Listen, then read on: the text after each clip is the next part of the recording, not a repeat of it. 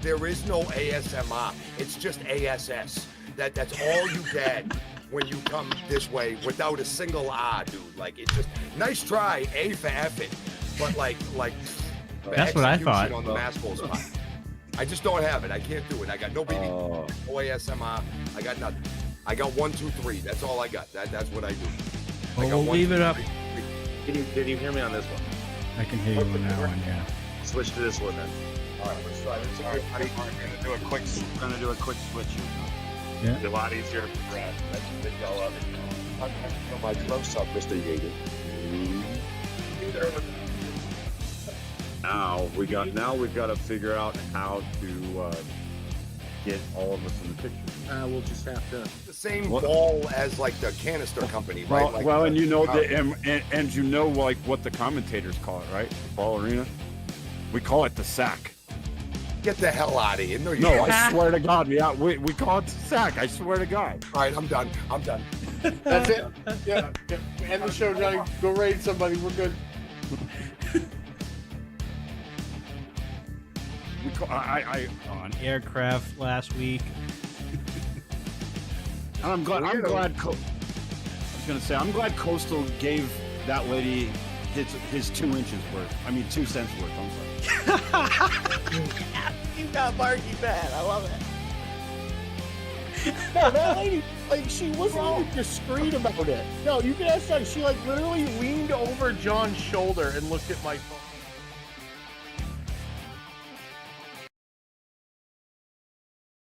You all called me crazy. All of you. Tinfoil hats and all that crap. Who's laughing now? What a glorious day, gentlemen. Johnny, is this what it's gonna be like for like forever now?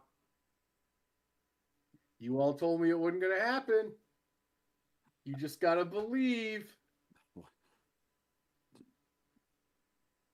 What kind of bizarro world do we live in? Oh, my goodness. This is the real world, Lucas. Ah. I think now is a good time to retire. Yeah, I'm with you. I should have done it a long time ago. He is officially relapsed.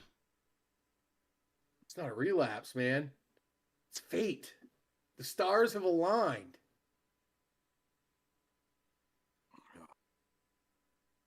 Well, besides this nut job, how is everyone else doing out there? Nut job. I'm great. It was a great day. Yeah, I'm sure it is. This is arguably one of the worst weeks in RMP history.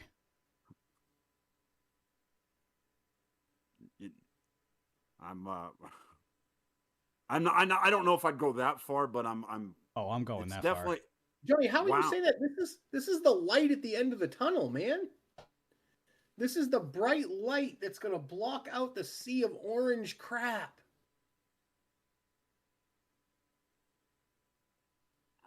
We'll get more What'd into you say? it. Wait, hold up. What'd you say? Right there? I said it's a bright light that's going to block out the sea of orange crap. All right. You know what? Okay. There we go. You done did it now, sir. You done did it. Oh, he's getting the hat out, isn't he? Uh-oh. You did this, Coastal. All right. No, Preston did all of this. Okay. Well, that's true, too. Boys, it is official. The captain of the USS POS has officially arrived. Yeah, and instead of going 2, it goes 10%, 10%. Because of what happened this past episode, I am officially aligning myself with Team Orange on this one. I am Team Law Office. You can look past bygones. Damon looked past bygones. Dustin looked past bygones. No. Too much history. We'll get more into. We got a lot to talk about, fellas. We got a lot to talk about. All right, ladies and gentlemen, welcome to I don't even know what kind of show this is going to end up being, but it is going to be a new episode of Recharge, to say the least. Oh, look at that. We have a hype train. What a day to have a hype train. I am beyond not hype right now. It's a great night for a hype train. We got Lucas and Coastal subscribing for 41 months. I don't know what else. I think that's it right now. I think that's what started the hype train. All right, Says ladies. that it's approaching. We need one more person to sub or gift or use bits. So who's going to be that person? Who gonna be that person? All right, ladies and gentlemen, another episode of Recharge. Before we get into everything that unfortunately happened this past week on Charge, let's introduce the panel, and we'll start off with the guy on the right, because I think I think we do need to change it up for this episode. He is your resident encyclopedia for Rocky Mountain Pro, commentator on Charge, and of course, one of the more biased people on this panel today. The one and only Lucas Bradwell. Me biased? That the pot is calling the kettle black here. I mean, unbiased. I'm sorry, unbiased. Unbiased. I forgot to add the UN. My bad, Lucas. Okay. Unbiased. Oh, I was gonna say. I was like, I've been pretty. That's my bad. I've been pretty fair about this whole wake thing. No, to be honest with you, that's my bad. And but you are you are gonna start living it. You wait. Yeah. I'm already getting a little taste of it. Coastal has let me know already. But hey, I will say this: whatever we think about this reawakening, whatever you want to call it, and whatever you think about, this was a fantastic episode of Charged. A lot to talk about, not just the wake, not just the office. There was a huge return that happened on this, and when I mean huge, I mean literally huge return that we got to talk about. So yeah, this is going to be a fun episode. And of course, on the left, he lives up there on the east coast of Maine somewhere. He is the one and only, now I guess I can say officially named Wake Ass Kisser of them all, the one and only, the Coastal Crusader. Listen, Johnny, what happens when you have a problem that can't be solved? You find a solution, and that is exactly what the Wake did. They come back because they're the biggest, the baddest. We're going to get into that. We're going to get into some Lockettes action, too. There was a couple great Lockettes matches, a couple interactions, lots of pre-tapes. I can't wait to talk about this. This is going to be awesome. Hooray. Can't wait. All right, well, we might as well start off with the Lockettes as well. Oh, and by the way, folks, after we're done reviewing Charge this past week, we do have another episode of the Rewind set ready to go. So that's what's also coming up tonight. Episode 75, I believe we're on. Yeah, Lockettes action to start off the episode. We had Trina, the Galactic Goddess, going up against your reigning Lockettes champion, Punkin Morgan. Yeah, no, this match was awesome. It's great to see the most funnest team out there with the Galactic Goddess. I think, are they now the most funnest trio in the world, like on the planet? I don't know, but this was a great chance for the Galactic Goddess to prove her standing in the. And this was a really, really awesome match. I really thought Punkin showed exactly why she has that title in this match. Number one, can we just talk about, man, she's ripped. Like, you wouldn't think about it, but wow. Like, and when she hits with strikes, look out. I mean, Trinity did everything she could in this match. She had both Marty and Mercury on the outside supporting her, but, you know, she wiggled out of a lot of moves. But in the end, that trash compactor, when it hits, I mean, it must drive your shoulder blade straight through your back, out of your front. I mean, it is a put away move. Punk gets a big win here. I'm not saying she was. I mean, she definitely took Trinity very seriously. Um, but Lucas, you think that she had that sole focus, or do you think her focus might lie elsewhere? Maybe Lola, Mo, Lilith. This is getting really, really crowded to be the top of that division. It is. It's a crowded, competitive Lockettes division. You talked about, yeah, you got Lilith, you got Mo, you got Lola. Don't forget about the upset queen herself, Izzy, who, if you take her lightly, she's going to pull off a big one. There's a lot of Lockettes that are gunning for, but Pumpkin has established herself as a legitimate star in Rocky Mountain Pro. You talked about her physique, how ripped she is. If you get past the her hygiene and you get past all that the antics, she is a legit star. She's a great wrestler. She obviously hits the gym, trains hard. She is a going to be a very, very tough opponent to beat for that title. Whoever is the next contender, that is going to be a very tall task. Pumpkin Morgan has established herself as a legitimate star here in Rock Mountain Pro, and I'm here for it.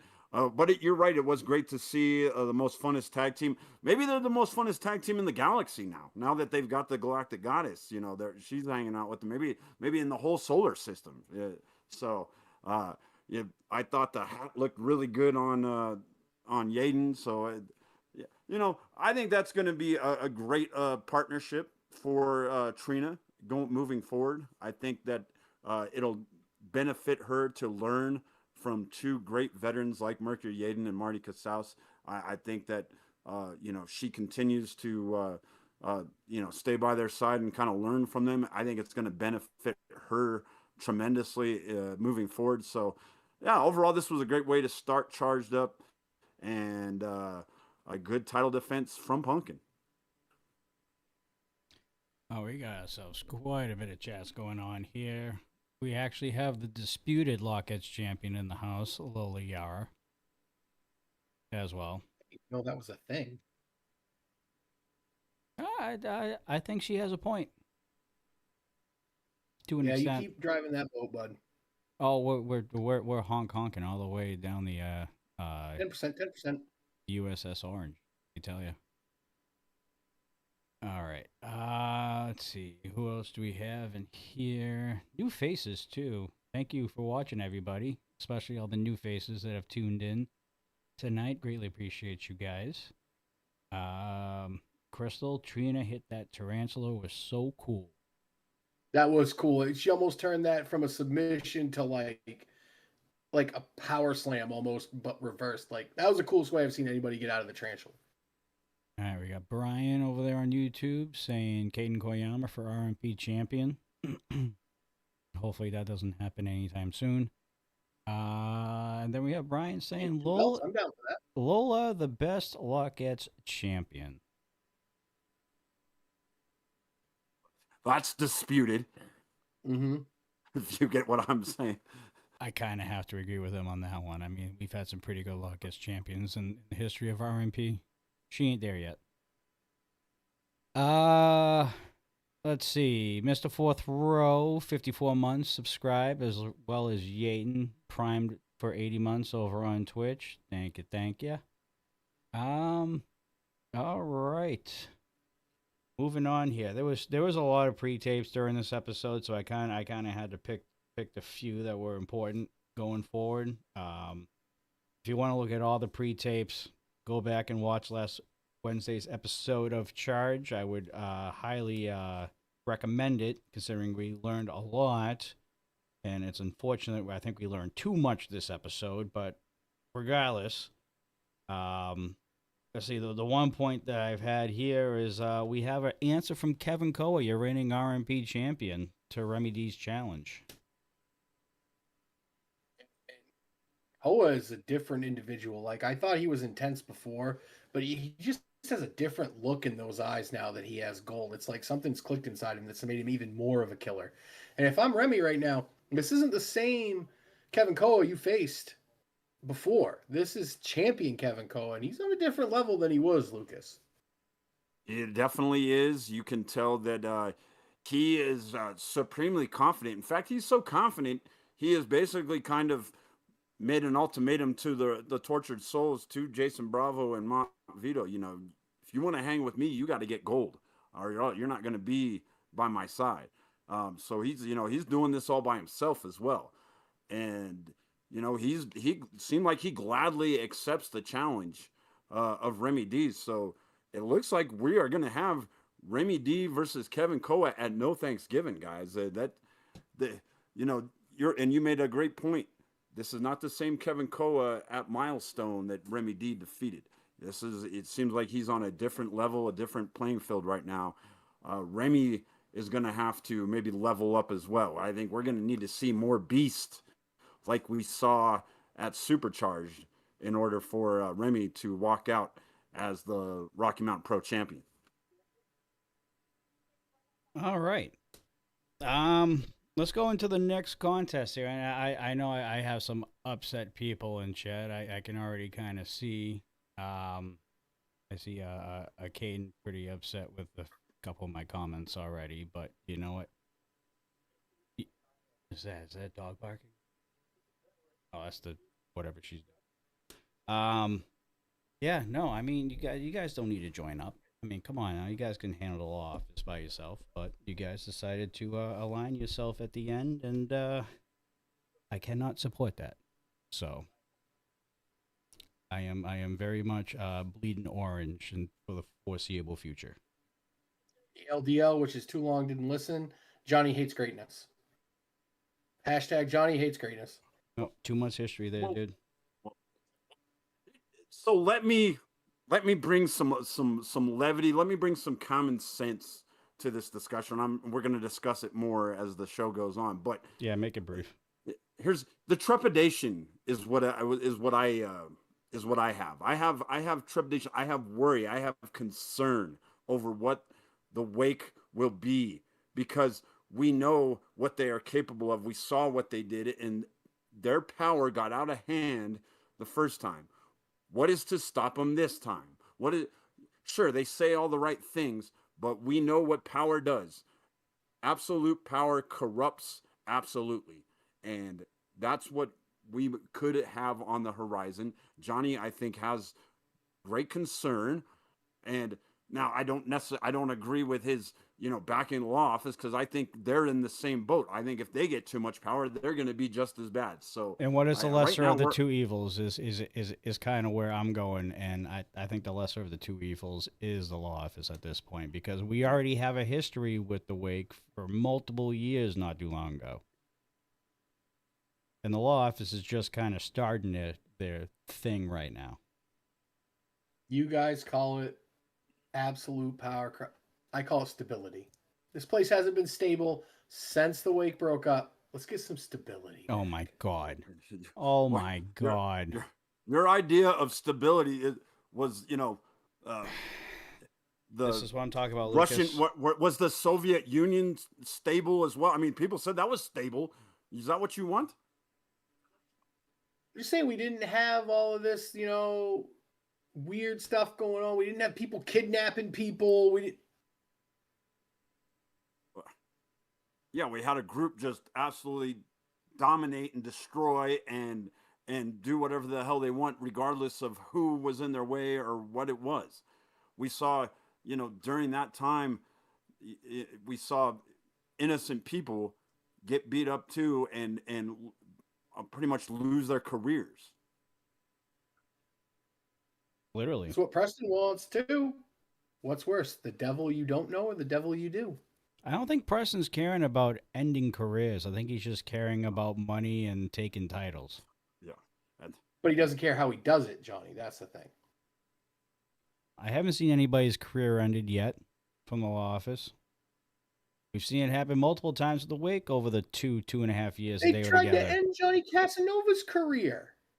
Oh, they jumped Caden a couple weeks ago. That's not ending careers. That's making a statement. Now you're just putting glitter on stuff that's the same. Like, just saying. All right. moving on here. We're going to get back into this conversation, I'm sure, come the end of this review. But for now, let's try and hold it together if we can. We have a new formed team in the tag team division called the Type 6 Warriors, and they debuted this past episode on Charge as they went up against the Tortured Souls in Jason Bravo and Mon Avito. Yeah, this was a great match, number one. This is kind of two sides of the same coin. You got two teams that are really trying to show out for different reasons. You have the Type 6 Warriors, who just formed, and they're trying to make a name for themselves, and they looked really good in this match. They really took it to an established tag team, couple veterans. These guys, if they can clean up some of the stuff, like staying on guys, not looking for the crowd's approval, just staying in the match, I really think they could have come out with a win in this. The difference maker is the experience. We go to the end of the match. You got the Tortured Souls, who are really trying to show out just for Koa.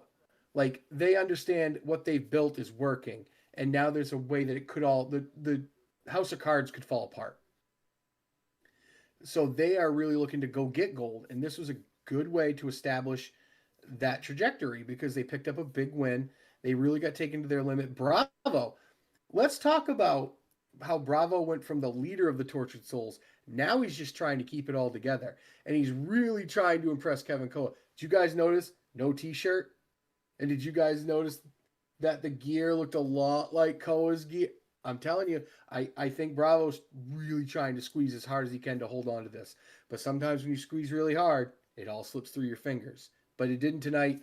I give a big nod to Big Steak in this. Vito and I always haven't seen eye to eye. But this dude tonight, he's a powerhouse. He's really, really impressing me in the ring. Like, he's a big guy that moves. He reminds me a lot of a Bam Bam Bigelow, a guy that can, like, he's a lot quicker than he looks. He's definitely stronger than he looks, which says a whole lot.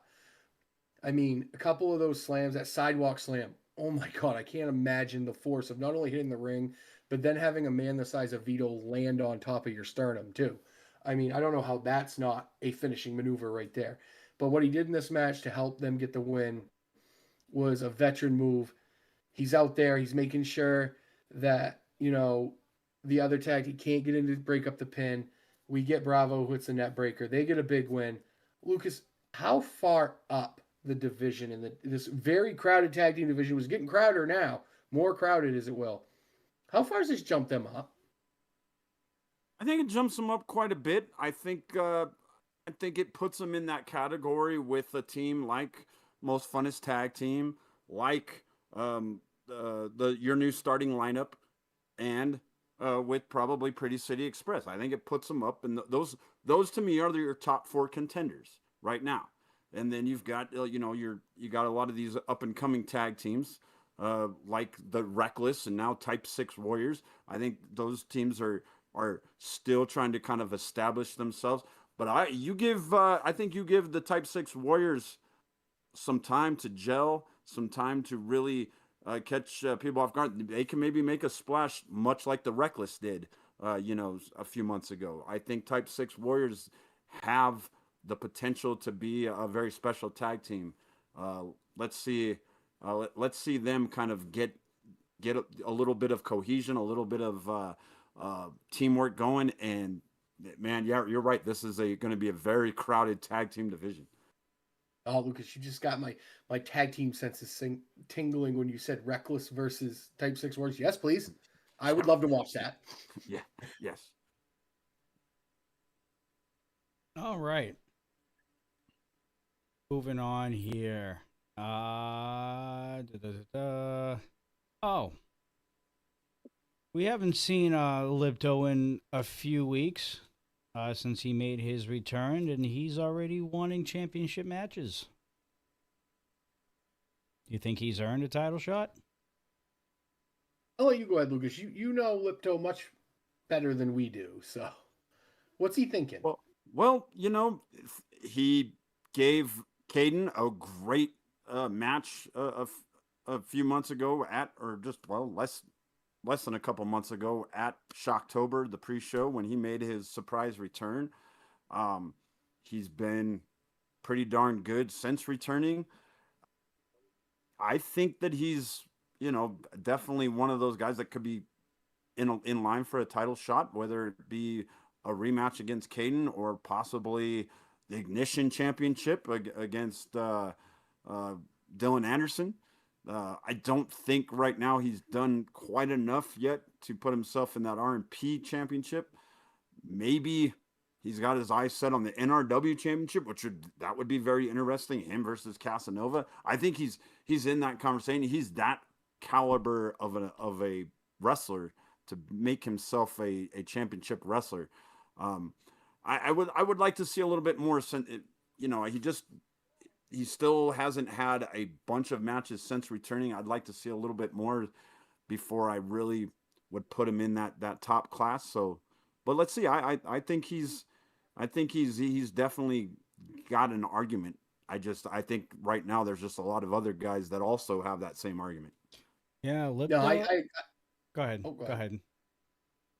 No, I was just going to say, I agree with Lucas on this, but I also remember, I believe Lipto won the first Aces Wild tournament that you guys had, that we had, a few Januaries ago back in 2023, I think. Oh, it was 2021. I remember it clearly because this is the comment. Wow. Because this is the comment I was exactly going to bring up to Caden Koyama about. This is the first guy you screwed over when you decided to join the Wake. So if we ever have a Casanova and Lipto NRW championship match or a Caden Koyama and Lipto rematch, I think the stakes will be a little bit more higher against you guys as it pertains to Lipto, especially if he remembers what happened there, because I remember vividly what happened during that match. That was the night that the R&P ground. Yep. Wasn't it Never Broken 2021? That was the title match, yes. Yep. I remember that vividly. Yeah, don't forget that Lipto, he earned that title shot beating Damon Ace. From beating Damon Ace. That's absolutely correct. Yep. I believe Damon and Bossy had a dog collar match that night too. That was pretty cool. I think so.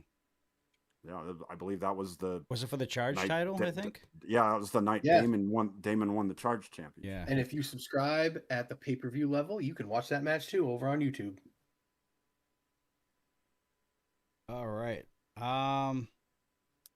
Take care of that. Oh, we gotta talk about this ongoing situation with Marcio Santos in the law office. I mean, I'm not fully convinced he's 100% on board with the way he acted in this segment. I don't know about you, Lucas. Marcio to me is coming off like a giant toddler. I mean, a few weeks ago he was on here and he was going, Preston is doing the best for his clients. Doesn't seem like he thinks that anymore. But I mean, he changes his opinions like he changes his underwear probably every single day. So who knows what you can trust from the professional. But I agree with you, Johnny. He's not a big Preston fan right now because Preston's not really coming through for him. But to be fair, and I will give this to Preston, he got a lot of other stuff going on right now too, Lucas. So I don't know where his concentration is lying. Preston did all that. This is all Preston's doing. I'm not 100% against Preston in all of this, but when he made his big declaration, during the beginning of the summer, when he made his big declaration that it was going to be, the year of the law office, and that they were going to make a big statement and they were going to take over Rocky Mountain Pro. And he made that declaration and he came through. They have taken over Rocky Mountain Pro. They've been the story of the year, but doing all that created a lot of this. And now not only have you gotten the Wake back together, but now when you do some of the things you do, you're going to piss off even some of your own people. And Marcio's relationship with the law office is tenuous at best. It's very, it's holding on by a thread. It always was. We didn't even think that he was ever going to officially join the law office. And the fact that he, came out and said it still didn't have me 100% convinced that, even though, yeah, he said it and he's saying the right things, you can tell that there's a lot of mistrust. And I think it works both ways, though. I don't think Preston fully trusts Marcio Santos either. And I think that's why he does some of the things he does, because I don't think there is 100% trust between Marcio Santos and Preston. And I think there's going to be a lot of kind of back and forth between these guys that they're going to have to navigate through. And right now is not a good time for there not to be 100% trust, because now you got the Wake staring right at you, and it's not a good situation. So they better get on the same page. Preston better figure this out quick. Can we talk? It's going to be bad. Can we talk about what happened before? Because you did have Jack McCready in the scene as well. And let's not forget, the prosecutor mask was inside of the briefcase. Yes. Was Preston behind the McCready becoming the prosecutor? Is that what we're drawing the conclusion, or is now Preston going to pass that mask on to someone else? What is going on here? What is Mr. Tinfoil Hat? Let's get your opinion on this. You're the conspiracy theorist here of the group. What do you think's going on? I'm starting to think that the prosecutor isn't so much of a person as it is what Preston believes to be his ace in the hole. See, this way he can pay anybody to do any dirty work for him, and they don't have to worry about it falling back on them, because it falls back on a mask and in just the prosecutor name. I think this whole thing was just an idea Preston had as a way to get whoever is willing to help him with no blowback. I appreciate, Lucas, that he's thinking about the people that are doing his dirty work for him and trying to protect them, but it's just a ruse. It's always been a ruse. Smart. No, Preston's not stupid. And Jack McCready, in case anybody can't help, or if trust is broken in the next few weeks, we need you, buddy. Go over the Team Orange. All right. Well, apparently he already likes Marcio way better than Eric Reyes, which I can't blame him. Yeah. Even I do, and Marcio is an asshole to me. All right. Well, speaking of Marcio, he did get a match during this episode as Marcio went one-on-one with the NRW champion, Johnny Casanova. Yeah, he did. Did you see the first part of that match? Diamond hands all over the place, man.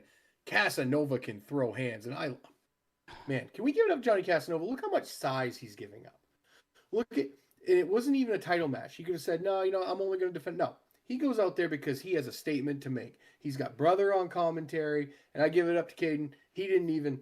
He wasn't even about, he's like, I'm not going to be unbiased. Like, he couldn't be.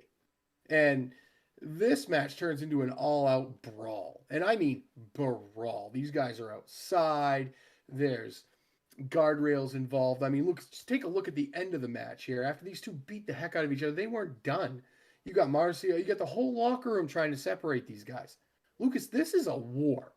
There's a war between what we now know, not at that time, but what we now know is the Wake and the law office.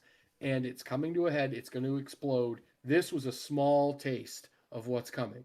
And if the whole locker room can't keep these two apart, might as well just let them go, right? Might as well. I gladly gave up my commentary seat to Caden, because I knew that he needed to be front row for this. He needed to be there. I'm glad I did, because kind of kept me out of what was a very volatile situation.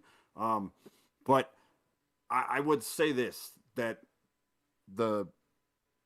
I don't know that at first Johnny and Caden knew what was going to happen at the end of the night, but I think they had their suspicions. I don't think they knew for sure, but I think they knew had their suspicions. I think that's why the intensity, that's why the violence got ramped up there in this matchup.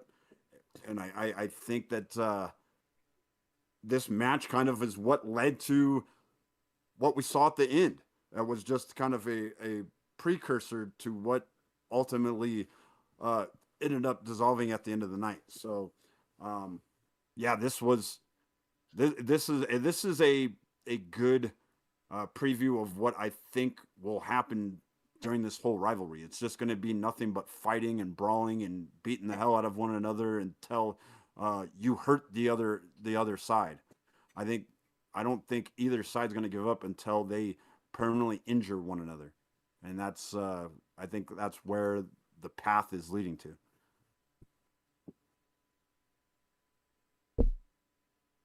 All right.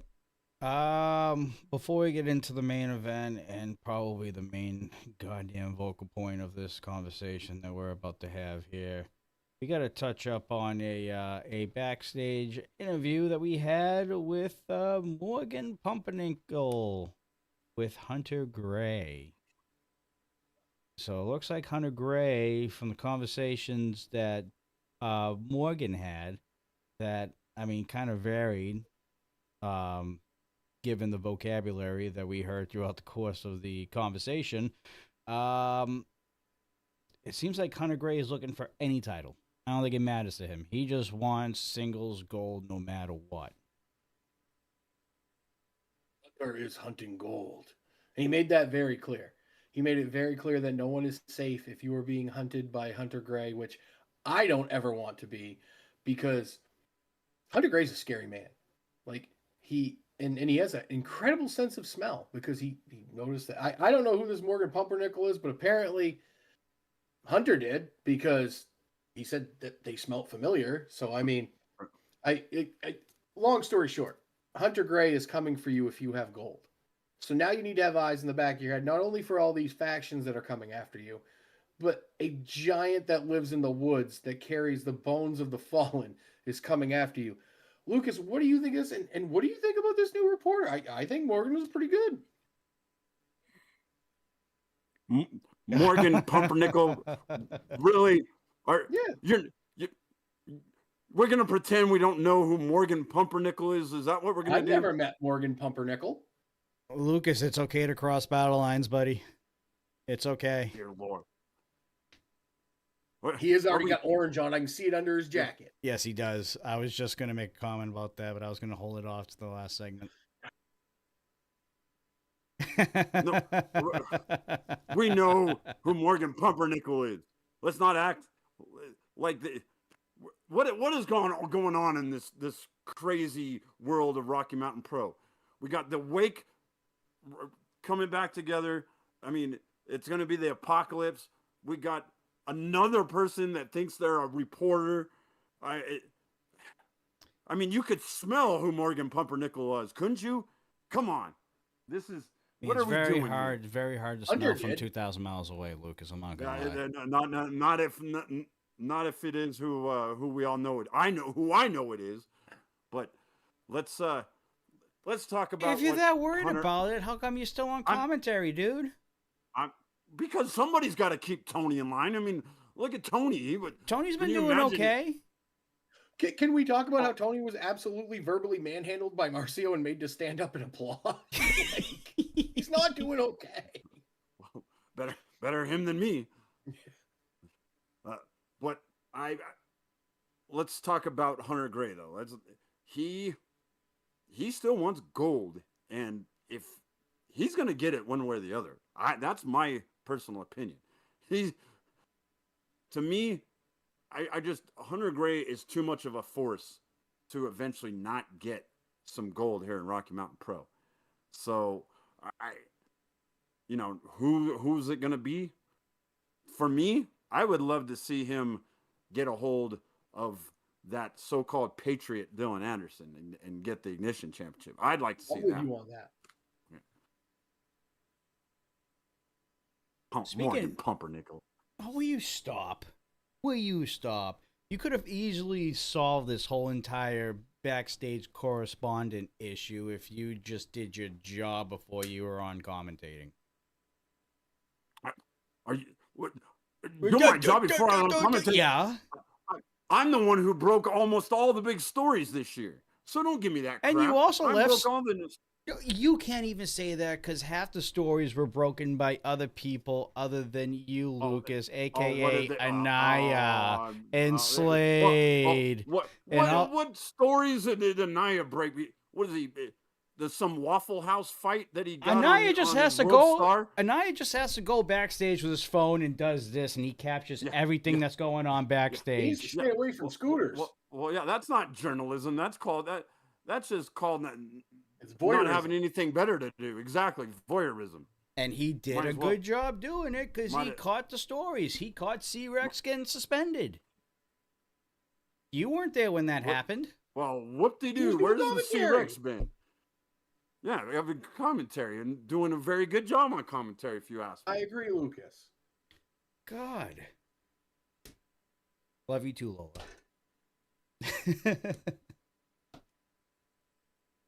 Oh, God. I could go on and on and on and on.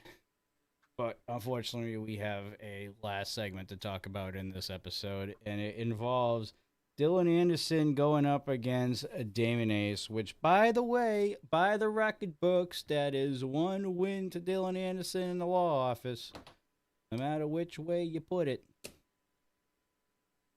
Jeez, it almost sounds like Wake Tactics, too, the way they did it, too. Yeah, but you got to remember what Caden had said earlier in this episode. When Caden was on commentary, he said that everything that Preston thinks he knows was taught to him by Johnny and Caden. And I got to agree with that.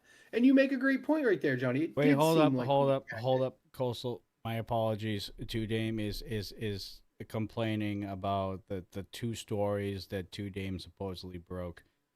We don't even know how valid your intel is between you and D'Lo. To be fair, because you kind of showed your cards in the last show during Aftershock when you made up a stipulation for the NRW Championship match. I mean, to be fair, Johnny, we're not going to see eye to eye on a lot coming up here in a few minutes, but I think I'm with you on this one. Yeah, see, there you go. I love you, buddy, but either D'Lo is psychic and know who's you're standing around, your phone is either on vibrate or silent because I don't ever hear it ring, or you're just making some stuff up as you go. You do you, bud, but I don't know how this is going to shake out. Well, and if he's the IVF, which means he's the man in charge right now, right? The voice of the man in charge.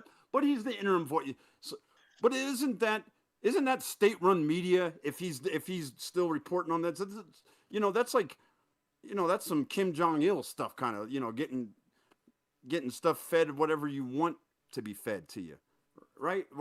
So I don't think he should be a reporter and IVF at the same time. Lucas, are you still on the reporter thing right now? Hold on. Yes. Has Two Dame done any reporting since he became IVF? No. So that argument's invalid. There's no conflict of interest there. Lucas is just really upset right now, and you can tell it's eating away at his soul right now.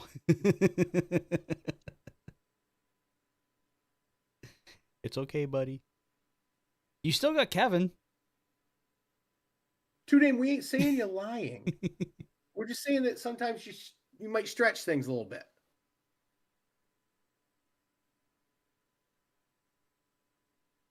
I mean, Two Dame, you did basically admit it during Supercharged Aftershock that you lied about the stipulation.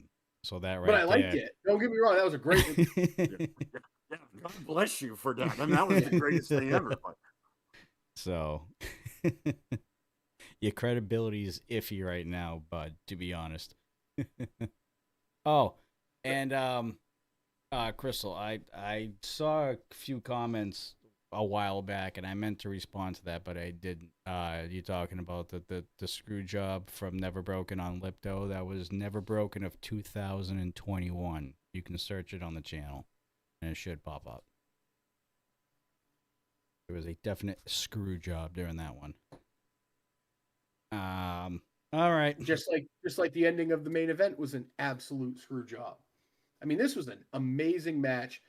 Two guys that are just beating each other up. I got to give it to Dylan Anderson. He had a plan. He went after that shoulder. But from the moment the match started and Dylan chopped Damon in the corner, and Damon looked like a fly had run into him. I mean, and then when Damon turned him around, I'm glad Mark's not here. Because if Mackie was here, he would have had PTSD from that chop that Damon hit on Dylan Anderson. Because I thought he caved his chest in right there. But, I mean, we see Damon with a little bit of control. When he had the guardrail up and he was ready to just smash Dylan with it, I was like, he's a little different Damon Ace. Because he'd have definitely done that a few years ago. But I he probably, to be fair, he probably would have if Ref Alex wasn't there. That's true. To be fair, yeah, if no one was looking, he definitely would have tried to take his head off with that guardrail. But we get to the end of that. Damon has this, he's been fighting. He's got out of a crossface already. He's working, and then all of a sudden, he gets him in the rear naked choke, which should have been the end of the match. And then we got our big toddler Brazilian over on commentary decides that he's now the timekeeper. And instead of hitting himself in the head with the hammer like he should have, he hits the ring bell and completely disrupts everything. Doesn't stop there. When the most powerful finishing maneuver in all of pro wrestling, as we know, the roll-up, happens, he just decides to go over and put his entire body mass on Dylan's foot, which is on the ropes, by the way, which is highly illegal. We need to look into this because this is just, it's getting out of hand. This is what the law office does. Dylan, you got to win. I wouldn't be real proud of it. The real stuff starts after the Isn't match. this exactly what happened a few years ago when the Wake was running roughshod around RMP? Didn't they win with similar shit like that? You're talking about JK Pop, and we're going to go back to Milestone that year. No, Listen, guys, no. We're not talking just milestones. Stop it. Stop it. Stop it. Beer Stout had the windows open. Stop it with the Johnny's rosin bag. hands- Stop it with the Johnny's rosin hands bag. were I swear a to little God. moist. You need to dry them out. It was rosin. It was not anything. Oh my God. Like, you don't get my it. God. I've explained this hundreds of times.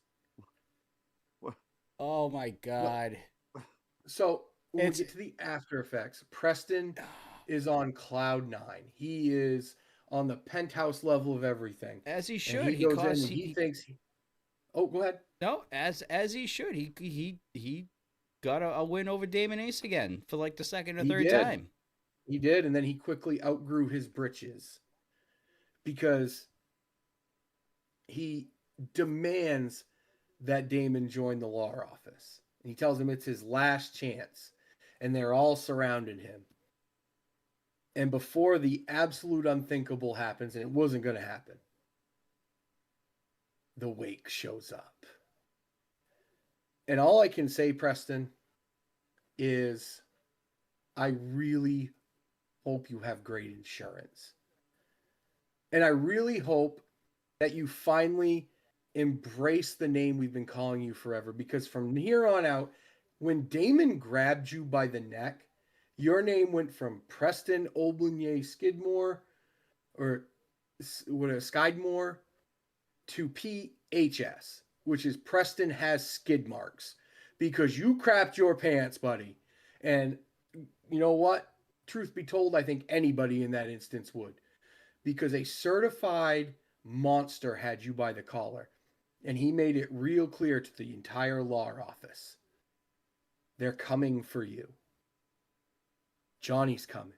Caden's coming after you. The Vulture. And Hell on Wheels itself. That whole thing, Lucas, one of my favorite movies of all time is Tombstone.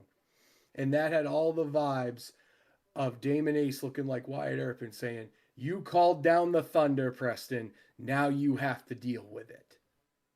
I really genuinely hope the law office is ready, because they have no idea what's coming.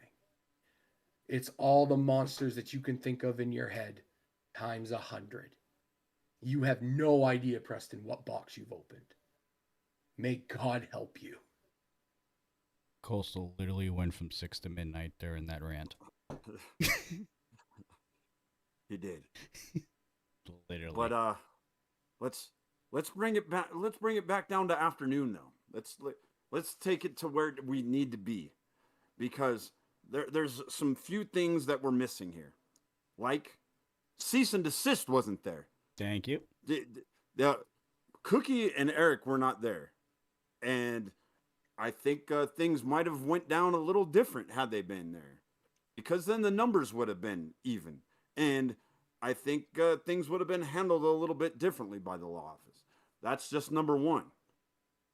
Number two is this. There's a lawyer. There he is. Oh, chiming in just in time. Yeah, you knew. So why don't you say what you just said to everybody else to him, Coastal? What? That his name is no longer POS, it's PHS. Preston has skid marks. Yeah. All right. So Coastal doesn't think that the law office knows what they've done. They don't know what the hell that is going to be unleashed on them. I think Preston has a pretty damn good idea. I do. I think he knows, and I think he knows what his group is capable of. And I think that here's one thing that I've got a big question mark about. Do we think that Dustin Urich has just made this all water under the bridge? Thank you. Do we really think that he's just all of a sudden everything is good? And yeah, buddy, no, we can forget that we just almost killed each other a year ago exactly. Remember what happened? Yeah, there you go. That what just happened this past episode when Kevin talked about his reaction to Damon Ace, and he just stood there silent and just walked away, didn't say nothing. Did you ever think it's because he knew what was coming? No, I still think there is some animosity between the two, and I think there always will be animosity between the two. Look, Damon took, 2 or 3 years out of Dustin's career? Almost ended his career. We all thought his career was ended. Yeah. Here's the difference between being a professional like Dustin and calling yourself El Profession like Marcio. Marcio can't separate things, and he's just screaming at the person he says has been trying to help him. At Preston. Dustin, I think, hasn't forgotten it, but I think he can compartmentalize it until this is all blown over. I think you guys are thinking way ahead. I think you guys are thinking the Wake is looking to make another dominant run. I think they're just here to get rid of a problem. That's what they say. Exactly. That's what they say. Why? Why would you believe them when we know that when they get power, they don't know how to handle it correctly? And to be honest, what if they ever? Go ahead. To be honest, I mean, going back to that, I mean, D'Lo and Mercury kind of have the law office under wraps right now. They're not really running the joint. I don't know if you saw our last Supercharge, but they got screwed out of a lot of their opportunities because of the actions that they took prior. So they've been punished. It's not like they're running roughshod. The Wake, I think, has no regard for rules or regulations or anything at all. That's been proven in the past when they were together. I'm sorry, do you have amnesia? Have you not watched the last few weeks? I mean, this past episode, we got Marcio doing Laura, and then I don't know where Itzel stands, but she certainly helped the law office pick up a cheap victory too. Okay. Nothing's changing, Johnny. Nothing is changing. The only way to make it change is to make it go away. Last I saw, Cookie Wright got screwed out of an opportunity at a championship at Supercharge. Maybe he should talk to Preston about that. Maybe it wasn't about Cookie. Maybe it was about Preston. I don't think Preston knew. It's almost like actions have consequences, even if they're not your own. Yeah, and there was supposed to be consequences. There was supposed to be consequences with the Wake a long time ago, and that never happened. That never happened. At least Preston's crew is owning and just moving on to the next week. The Wake, whenever some rule goes their way, or goes against them, I should say, they disregard and come up with another way to just wreck the entire show or wreck the entire roster anyways. Modern problems call for modern solutions, Johnny. There's nothing modern about this. This is turning back the clock. Yeah. There's nothing modern. This is the same old, same old. I'm just worried that we're not going to get any different. It's just going to be the same bird of a different color. You know what I'm saying? That's what I think we're going to get. Preston, get the troops together, buddy. Except the difference in birds is one is a very dominant vulture that will feast on you, and the other is a little parakeet that wears orange and chirp, chirp, chirp, chirp, chirps. We don't even know how Dustin feels. He never voiced it. He didn't show it in the ring either. He just stood there. Damon did all the acting. Damon did all the physical stuff. Damon took charge. What did Dustin do? I think Dustin's there because he has a mutual problem. The law office has been a problem for him. And I think that yeah, it's a mutual problem that he shares, and he believes that he can utilize the Wake to get rid of it. But besides that, I don't know. We'll see. The enemy of my enemy is my friend. Preston. It also helps when you know how to do it. Preston, get the troops together, bud. Get them ready. Yeah, you guys probably ought to all get together. Get them ready. Maybe you ought to do that somewhere safe, like, I don't know, Antarctica or the North Pole or somewhere where Damon Ace can never find you. Because I see you wearing orange, bud. Yeah. You know who my favorite football team is, right? I do. The team that has the second best record in the AFC, along with your New England Patriots. So yeah, they just happen to be orange. Hey, we just beat the defending Super Bowl champs. And we've beaten both the defending champs this year. So yeah, but we retired Tom Brady. End of story. All right, we're not talking about football. We're talking about the damn Wake. It just happens that it's just a coincidence that my favorite team shares the same color as a certain lawyer in his law office. It's just a coincidence. There's nothing. What are the chances? What are the chances? Now, Lucas, I'm directly talking to you because it's impossible to talk to this numbskull over here. All right, Lucas, what are the chances that Dustin, whenever these two teams end up colliding, what are the chances that Dustin turns on Damon? I think it's there's a 50-50 chance right now. I think there's as good of a chance as that happening as that he, walks out with them and they become victorious and they just go their separate ways. I think there is a better chance that I still feel that Dustin Urich deep down inside does not feel that he ever got his measure of revenge to his satisfaction. That is the feeling I get every time I talk to Dustin. That is the feeling I get every time I'm around Dustin Urich. I don't think he ever has been satisfied with how things have ended with Damon Ace. And so what better way to get back at Damon Ace than to turn on him during this whole ordeal? That would be the ultimate revenge. You realize that Damon is just one betrayal away from becoming an absolute supervillain, right? He's already pretty much up there, but I think Dustin is smart enough to understand that if he did that, it would unleash a hell upon RMP that no one has ever seen. You don't think Dustin Urich's capable of that kind of stuff? I know Dustin is. Dustin was the longest reigning Rocky Mountain Pro champion of all time, and no one has come close to that yet. Not even Damon was still a year away. There's my CEO in chat. There you are. Why are you always blowing Damon Ace? He lost how much lately? Hop off. Maybe you should have hopped off of Dylan Anderson's foot the other night there, big guy. Go put your diaper on in your pacifier there, big toddler. Keep complaining to Preston about how you can't get your own shot, so you got to have him do paperwork to get yours. Don't listen to him, Marcio. Get the troops ready. I don't think Going to I think war. Preston has your best interest in mind.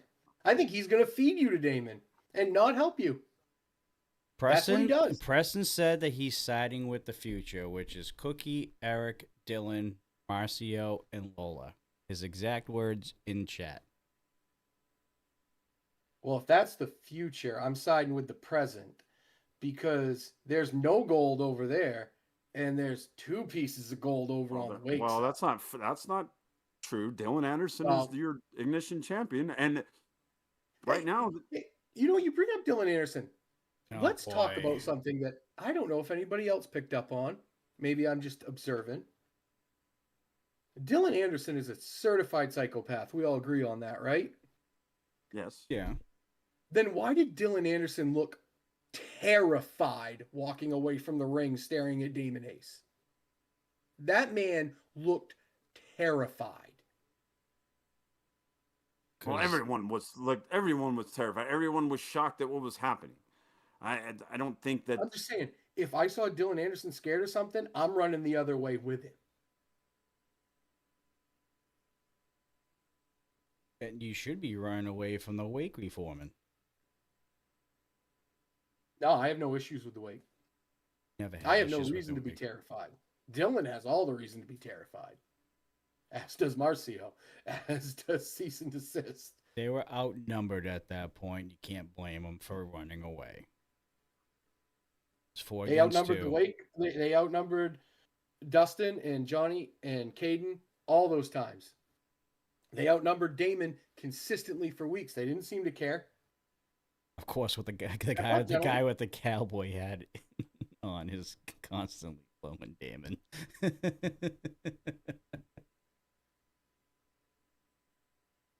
Beat Super Bowl champs today. Oh boy. You guys think this is bad? Wait till the Cowboys ever win the Super Bowl. Thank God that's not in the cards for another 10 or 15 years. Yeah, good thing. Good thing I will be collecting Social Security when that happens. You don't already? Oh, geez. Wow. What is this? Sonny Flores is taking over the body. Well, that's what Sonny had said. I was just, Yeah. That's. Hey, I didn't bring up the other thing you said. That's a Sonny joke. Yeah. Oh. All right. We somehow got through that unscathed. Any last words on episode 473? I'm excited for the future. I am not. I am very nervous about what's going to happen. Nervous is a good word right now. Very nervous. Telling you, man. Push comes to shove. Lucas, you gotta step over to the orange, man. I'm already there. Me and you see eye to eye on this issue. We see eye to eye here. Here's the problem. This sounds weird. I could get along. I could probably get along with Preston. I just don't see one way. I don't think for a second I could get along with Eric Reyes. Like me and Eric Reyes. Yeah, I that would be the one guy. I could figure out a way to get along with the rest of them. Eric Reyes would be the one that I don't think I could do it. Yeah, and Lucas is preparing for the possibilities in the future by getting jacked in the gym. That's right, baby. I have been hitting the gym, guys. I've started strength and conditioning, and look at you. My first week at strength and conditioning, and along with my lovely wife, and so we're going on the next journey in our lives, trying to better ourselves, get in better shape, and have better health. So I'm looking forward to it. Attaboy. All right. Lucas invented working out. I like this other one. Lucas made the first wheel, then lifted it. That's Sonny. Sonny, never stop being you. You're a jackass, but never stop being you. And of course, Yin goes, they're doing great. Takes lots of grit and courage. All right. So you start strength and conditioning. I couldn't tell, says Santos. You need to look over the top of your ego there, big guy. You're blinded by your own ego. Oh, here we go. Okay. You do know that we got to go down there at some point, right? Yeah? Okay, just letting you know. So, you've gotten yourself in trouble in the past with opening your mouth to certain people, and you end up paying the price. You're good on everything, though. Yeah, you did. And actually, you know what? That brings back to the moment where you had to kiss the bottom of Casanova's foot not too long ago. So, it was the top, but I did. So I'm surprised you're still a supporter of those two, especially now. Hey, I'm man enough to know when you make a mistake and you say some stupid stuff, some actions have consequences. It's called being an adult. Attaboy. Says the guy that thinks the Cowboys will win a Super Bowl. Says the guy that thinks he's going to win the RMP championship. Ooh. I think Marcio's got better odds than the Cowboys. I agree with that statement. I think Jerry's got more money than God, so anything's possible. Yeah, but and how's that worked out for you? Yeah, he doesn't know what to do with the money. That's the problem. The problem is, and the more I'm a realist. I understand. The Green Bay Packers are eventually going to get what we have seen the 3 times we've seen Micah Parsons play in a playoff game. I believe in 3 total playoff games, he has 2 tackles and no sacks. Well, that's because a team knows who the best player is on that team, and they make him a non-factor. The other players got to step up and do it. But valid point. That's why you don't pay just one guy. Valid points. All right, ladies and gentlemen, we did say that we were going to watch an episode of the NRW Charge series, and we are going to right now. We're going back in time in 2016, episode 75, right after New Year's Revolution. And we are getting very close to the inaugural episode of Rocky Mountain Pro. We're only a few short months away. We just saw Hoodlum jump over with Titus. I forgot how that ended. Yep. We got the official start of the 4-Point Cartel. All right. Let's get you guys set up. Yep. We can stop talking about the wake for a little while before Colston decides to have too much of a issue down south. And start watching episode 75 with you guys. We got $1 million smile on Bruce Stark. And I am president of the National Wrestling Alliance. And you're watching NWA NRW Charged.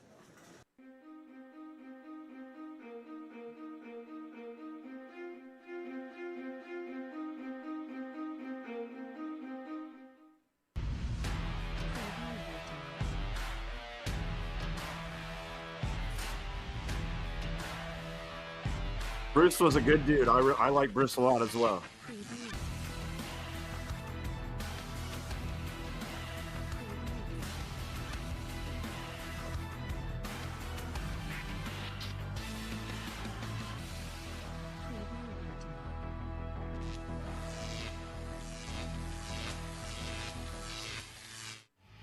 Making his way to the ring, weighing in at 315 pounds, now residing in Pueblo, Colorado. Please welcome Dozer! Coming to you from the Pacific Event Center in Longmont, Colorado. This is NRW Charge, and tonight we're going to find out the fallout from New Year's Revolution. This is Lucas Bradwell, joined this week by former NRW champion and former NRW Tag Team champion Mercury Yaden. And, well, what a way to start off. We got Dozer. We don't know who his opponent is tonight. No, we don't, but does it really matter who his opponent is tonight? Because Dozer has run roughshod. And his opponent, hailing from Monticello, Iowa, weighing in at 203 pounds. Please welcome Mr. Intensity, Jeff McAllister. Wow, what a big surprise. I guess it does matter. I guess it does. A legend around these parts. This guy is the guy that's responsible for quality professional wrestling even existing in this state because of his intense demeanor, his intense attitude, just the way he takes this so serious. And I think he's going to take Dozer very serious this evening. Well, you got to take Dozer seriously. 310 pounds of world-class athlete. Remember the last time we saw Jeff McAllister, he was getting a win over Right in each other's faces, ready to go. over Tyler Stinson. Would expect nothing less out of Jeff McAllister. And here we go, ring the bell as ref saying, and a big chop. Tyler also had a broken hand. That's like chopping down a big redwood tree there. Oh. Hard-hitting action right from the bell. McAllister trying to... That's not working. No, that's definitely not. Dozer gets him off. Right to the bear hug and overhead. An overhead throw, and Jeff McAllister lands on the small of the back there. And You are not going to match strength with Dozer no matter who you are here in NRW. definitely not. Oh, look at this. Gut wrench. And He picked him up like a small child. Yeah, that is crazy. Overhead down he goes. as if he was a McAllister small was like child. 215, McAllister's gotta get out of 220 the ring, pounds. bide That's himself crazy. some time. Well, we talked Picked him about up like what a pick up great my match this is. kid. We've Just got whoop. a lot of more great action tonight as Anaya will defend his newly won NRW Charge Championship against Dustin Yerk, first time ever. And, and there is the veteran maneuver. Jeff McAllister knows what he's doing. Gets Dozer to chase him around the ring, baits him back in, cuts him right back off. oh, look at hard. Another hard shot right to the back. I wonder if those are hurting his arm more than they're hurting his back, Right. though. He keeps coming to it. Dozer staying tall, staying strong. Yin makes a valid McAllister point. backs into the corner. What? How is he going to get Dozer off his feet? 310 pounds. It's, you know, McAllister's not a small guy, but Club right to the back, clothesline him across the shoulders. I don't know if he can get him off of his feet. well, Dozer, you see him grabbing that left shoulder. Definitely, McAllister's done a little bit of damage on the big man. Now he's got control of Jeff McAllister, a veteran in this business. Oh, wow. Double chop across the chest.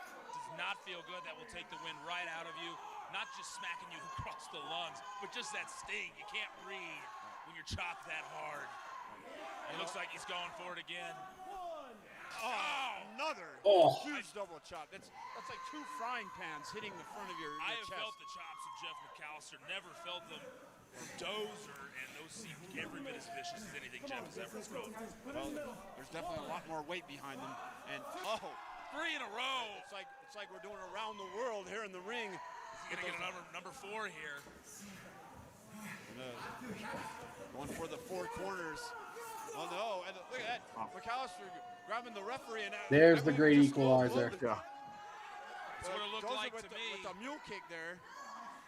Oh, and now he's got Dozer stunned with that knee to the chin, and he's off his feet. that's exactly what he had to do. Covered by McAllister. Just a 1 count. You know, your question was just answered. How's he Threw him gonna into get off Dewey. his feet when we saw it, getting the referee's attention. Yeah, Dewey. That low blow. Dewey getting a little more than what he bargained for here. Staying strong. That's what McAllister's got to do. He's got to stay on Dozer. One question I have is there any? Well, we got a cover attempt. 1, 2. Is there any ring rust on Jeff McAllister, who doesn't wrestle a full-time schedule here in NRW? It's, he wrestles a few times a year. Last time we saw Jeff McAllister, he was getting a victory against the Evolution, Tyler Stinson, at Shocktober. And that issue hasn't necessarily been resolved either. Is this going to come to play in this matchup? You would think he would have some ring rust, but he is a consummate professional. I mean, heel kick right there to the chest, takes Dozer back off of his feet. If there is any ring rust, I'm not seeing it. I'm not seeing it either. Alistair got away with one there. Otis's arm was up. Dozer coming off a big. I think he's got tape. I think he's got tape right around the neck. Good call. Yes, definitely. That's a choke. I don't know if Spinning around, not letting the referee see it. And this is where the experience of Jeff McAllister comes into play. Maybe not the most sportsmanlike conduct, but definitely effective. Oh, big shot. There he goes. Dozer fighting. There's no way. Oh, he pulled him right over. I don't know how he did that. That was intensity right there. That was very impressive. Getting the big Snap man off his suplex feet. Dozer. 1, 2. Snap suplex just isn't going to do it to a big man like Dozer. And stomping away. This is what McAllister does best. He gets on an opponent and he does not let him get to a vertical base. Hitting every limb as he goes around. Crowd here trying to will Dozer on. We know that Mr. Intensity, he's very dangerous. He's got the capability of injuring his opponent. In fact, it was several years ago that he put Hoodlum, our NRW champion, out of action for almost 6 months with a back injury. I remember that. True. I remember some guy coming to Hoodlum's aid at that point, too. I do as well. Well, Dozer fighting back on. Oh, throws him right out. You're not going to keep him down for long. I believe McAllister went into the barricade. And Dozer, now he's... That's crazy. Dozer threw him from halfway in the ring. It's like a to big the grizzly barricade. bear going after a fish here. It was almost like a slip and slide that the way he threw him. Dozer using a wise bear maneuver. Just that little bit of distraction. Oh, but it doesn't matter. He stays right back on top of him. Kick right back to the midsection. This is a fight right now between these two. I think I know what's coming. Oh! And you felt that. You know exactly what that feels like. I have felt the chops of Jeff McAllister, and they are brutal. He might have hurt his hand, though, on that huge chest. Look at it now. Now these two exchanging blows. Referees counts up to 7. Pulling Jeff back out again. Into the post. And I don't care if you're 310 pounds, 510 pounds, that steel post is unforgiving. It's going to take you out. The whole ring probably shifted 6 inches on that. Experienced veteran staying on top. Mr. Intensity is just taking it to Dozer right now. Dozer was in a very long feud with Sugar-Free Mario Vanger. Big leg drop. Springboard over the top. 1, 2, on the ropes. Referee caught it. Now he's looking kind of an unorthodox cover there on Doze. Jeff McAllister will win any way he can.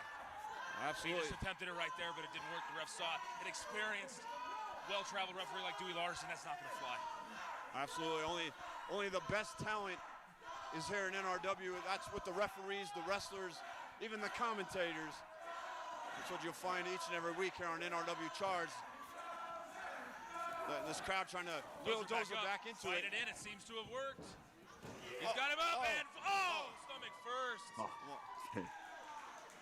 Just that power coming into play. Dozer, world-class power. Whips him Damn near hit that. Big avalanche. Hit that sheet metal up there. That's it. Oh no. And you know what's coming. Absolutely. You want me to spell it out? No, I don't. Here it comes. Caterpillar time. Yep. Oh, he missed it. Obviously, McAllister had that scattered out. He did his homework. He knew what was coming. Played a little possum, and it worked. Is this Mr. Intensity going to the top? We don't see this very much from him. See him high risk. And he's caught it. He stumbled, but he was able to hold on. And there's that power. Got him up, and there he's down. World's strongest slam. That's got to be it. No one gets up from that. 1, 2. Oh, he kicked out. How in the heck? First time. No one's ever kicked out. That's unbelievable. That slam, that much weight coming down on you. How do you kick out from something like that? It's McAllister. He came to play here tonight. I think this is 2016, a new year. He's got something to prove. And now rapid fire chops here. It's like Oh, wow. It's like a lumberjack trying to take down a big tree in the forest. Like Rocky hitting a side of beef. Yeah, right. And those are still just looking at him. Oh, that sounded like a chop. He hit him so hard with that clothesline. How is McAllister's body still intact? And what is going on? Why doesn't he should just pin him here. I don't know. Maybe he wants to put the exclamation You need a point dozer on. bomb? No. Realizes This how is- tough McAllister wow, is. He this really is- wants to, oh, man. If this is what I think it is. Oh, no! Oh, that's almost a Vader bomb there. That's not it. Wow. That's it. Wow. Ladies and gentlemen, McAllister gave him everything he could handle, though. Yeah. Dozer. What a match. What a way to open up charge. Wow. Back and forth. I really thought after Mr. Intensity kicked out of that World's Strongest Slam, I thought he was going to win it. But Dozer using something new this week. Shades of Vader with that Vader bomb. And representing the red, white, and blue. Well, coming up next, we know that CEO Titus Machiavelli is in the house, and he's going to explain the aftermath of what happened at New Year's Revolution. Oh, great. Unbelievable. Get the button ready. And that'll be next. As if we already had More NRW charge. anything else to talk about tonight. The Mercury Pro Wrestling Academy gotta is the mention only this guy's name. establishment in Colorado to get professional wrestling training from professionals with connections available nowhere else. Yeah, MPWA it's only is the going to get official worse training from here facility on of out. NRW Yaden, Pro get the Wrestling, comment an ready. training program that focuses on the full Get it professional pre-typed wrestling in. experience, You know it's including coming. proper fundamentals, in-ring technique, cardio conditioning, and much more. Here you will also have access to Grudge MMA Training Center's complete list of courses and equipment, as well as attending NRW's tapings and major events, getting up close and personal with world-class talent. If you are serious about being a professional wrestler, then MPWA is the place for you. Located off of I-76 in Sheridan, inside Grudge MMA Training Center in Arvada, Colorado.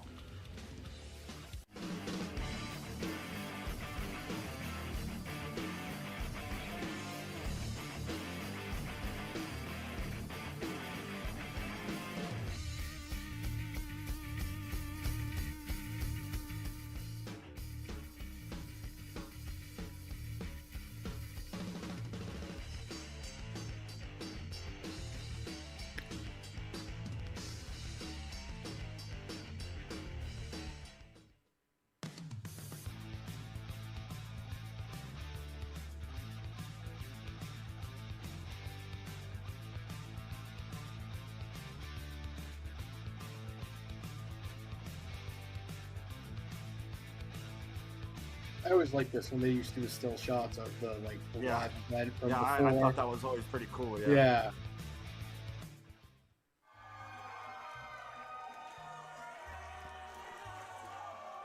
That's not a cool still shot though.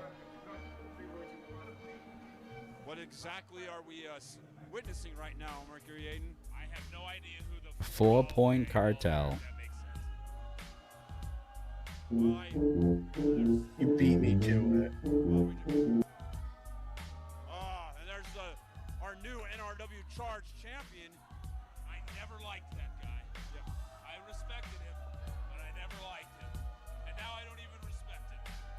I mean, hey, I've had my moments too where I did some things I'm not proud of, but never ever would I join someone like Titus Machiavelli. It blows me away. These guys were so anti-establishment, left coast guerrillas. They're all about the people. They hate the man, and they join the man. Yeah, what about the resistance? Where's There it the is. resistance? There's They were the setting comment. everybody up to take the money, take advantage of the situation.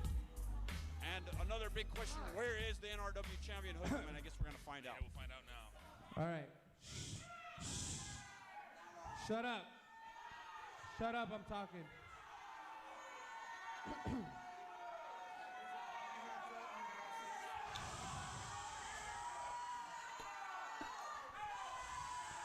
I don't think they should shut up. Keep it going all night.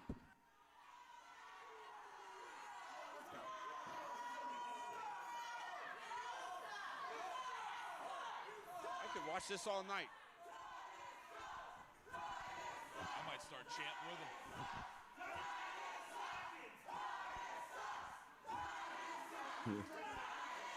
I promise I won't walk out this time. I'm trying to talk. Bold of you to assume anyone wants to listen. You know what? You know what? I was kind of happy to be back in Fort Collins. That's where we're at, right? Fort Collins? Long? Are we in Meade? They don't even know where the hell they're at. Where are we? All I know is it stinks here. Really? That's it. Hello, Greeley, Colorado. Does he need a map? Ladies and gentlemen, the charged champion, Anaya.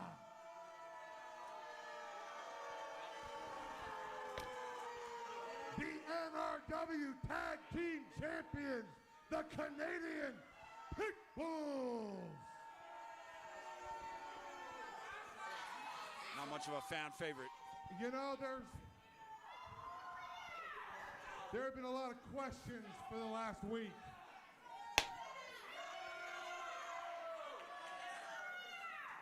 Been a lot of questions. What happened at New Year's Revolution? Is this the establishment?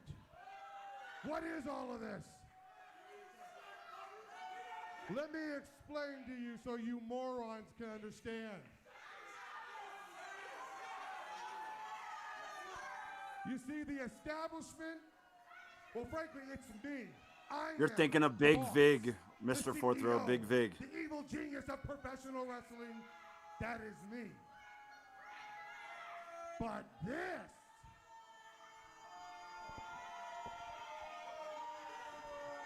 this is a collection. Yeah, I think Jackson and Big Vig came in shortly after, right? Yeah. They didn't pay attention in school. Why would they pay attention now?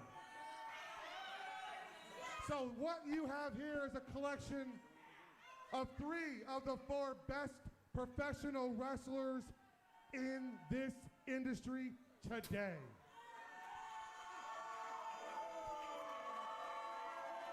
What you have here is the 4-Point Cartel. So we've just come back from a nice vacation. It was a good vacation, don't you think? Lots of drinks, lots of good times partying, lots of drinks. I spared no expense. Now you may be asking yourselves, Boulder, Colorado,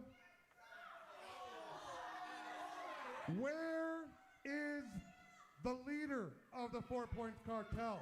The NRW champion. Where is he?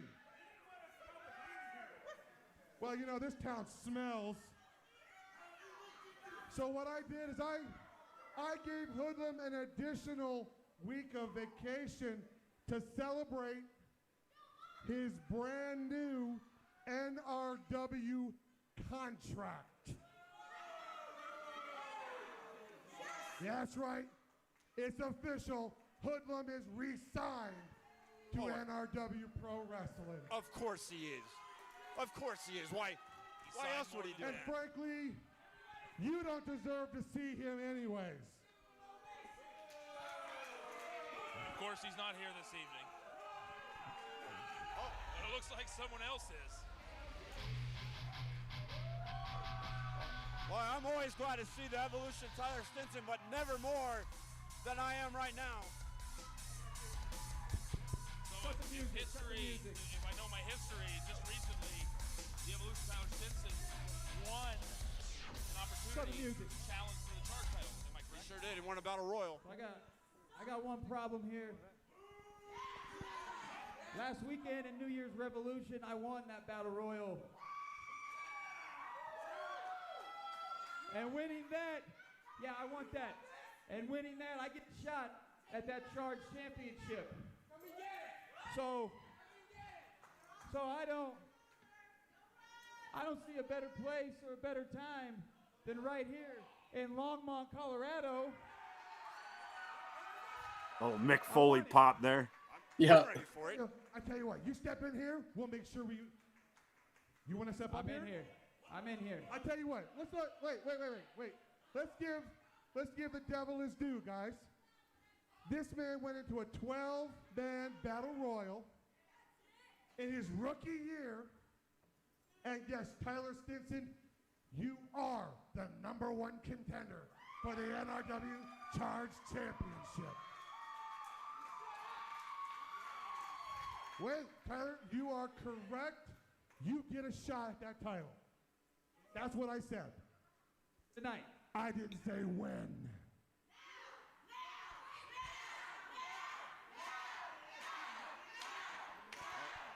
We do know Anaya is supposed to defend that title. Wait. Are you saying, Boulder, Colorado, It's Longmont. that you want this title defended tonight? Of course they do. He earned You got it.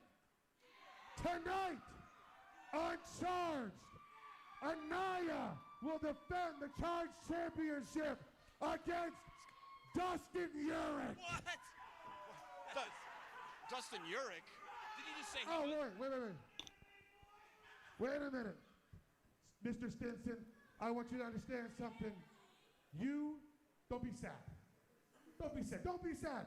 Because you're going to have a match tonight. You're going to put your #1 contender up against the monster that is Abatu. And that match is right now. Well, the 4-point cartel. I guess Titus Machiavelli must be the Don then. He knows what he is. He's a jackass. We know that. Well, can I say jackass? You can, sure. It's your show. And up next, I guess we're going to see Tyler Stinson put his #1 contendership on the line against the monster of Batu, and that's next.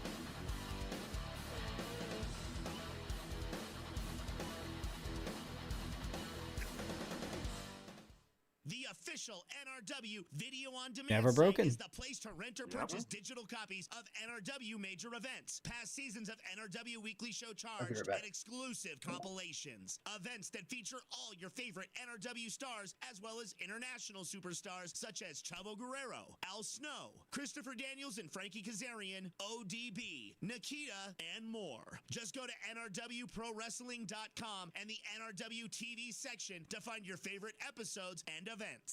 And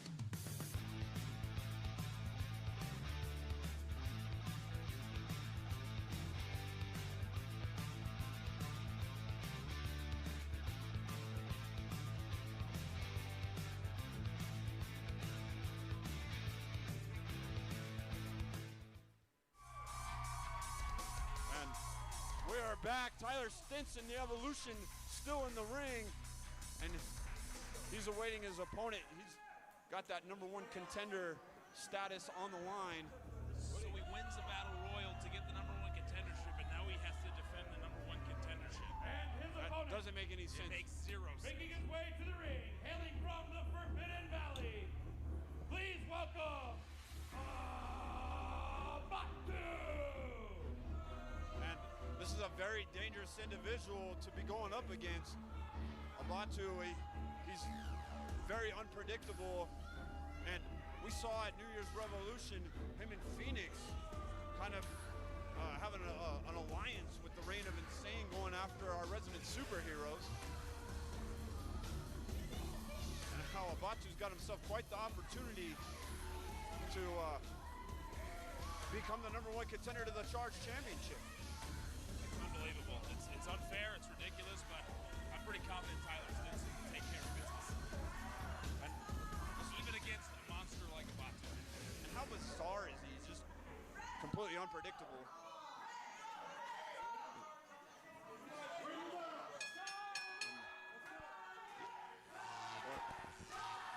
once again, the Evolution having that huge victory and that Battle Royal at New Year's Revolution.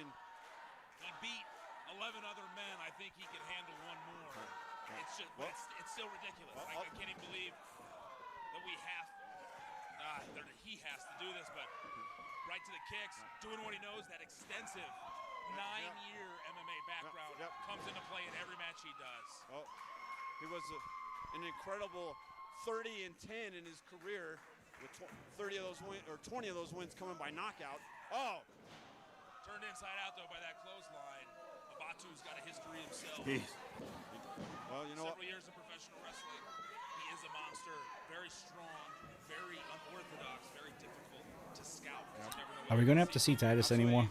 Wow, there's a power advantage that he has over Tyler Stinson. You know, he's got at least 50 pounds. I would say, yeah, probably. And right to the back with those very unkept claws of his. Where do you think he gets those cut? I don't know. Does he go to his maybe Sheo salon? Maybe he goes down to Chazelle and gets them trimmed up. But, Chazelle. From up here, doesn't look like they've been trimmed in a while. So I doubt he goes to Sheo. They do a phenomenal job. I don't think they'd be responsible for a hack job like those nails. And definitely not his hairdo, right? No, definitely right now, choking him in the corner with that right knee. Well, the Evolution, he's been a fan favorite ever since making his debut at Milestone 5. Big suplex. He's wrestled some of the best in NRW from the get-go, Jeff McAllister. Well, and he's taking on the hoodlum. He took on the hoodlum and took hoodlum to the limit. Stephen Ashburn, former NRW champion, took him to the limit. And he's, wow. Big splash. Pressing down across the chin. Kick out of 2 there by Stinson. I was talking about Abatu and Phoenix earlier. How dangerous is that tag team? I don't know. It's weird. We know that. Dangerously weird. And what is the alliance they have with the Reign of Insane? Speaking of weird, odd, unorthodox, awkward, psychotic. There's probably a lot of other words we could use to describe them. Looney Tune is another one. Looney, yes. That one makes them mad, though. I've seen it. Shots to the midsection, breaking out of it here. Tyler Stinson fighting Pulls back. him down, he had the hair there. Referee saw it. Referee looked like he was going to say something, but maybe scared of Abatu. He is an intimidating creature. Now Abatu keeping on to Stinson. Oh, leg drop. Drops that ham hock, hooks that leg. 1, 2. And that's definitely not going to be enough. And Abatu, he's got to use some more of those high-powered maneuvers that he's got in his arsenal. Very unorthodox. And this is what he needs to do. I'm kind of surprised that Abatu has been able to ground Tyler Stinson. That's where the Evolution is at his best. Oh, look at that beautiful drop kick by Tyler Stinson. Can't follow up, though. He's really been worn down by Abatu here. Slow to get to his feet. Abatu actually getting up to his feet first. But Tyler into the ropes. Irish whip. Oh, he missed that drop kick. And Abatu might be a little smarter than he looks. Right, Abatu has shown some good ring awareness in this matchup. I don't even know what that was that he just did. Did he growl? And now he's dancing. What's that toss out of the corner again? The power has really been on display in this matchup by Abatu.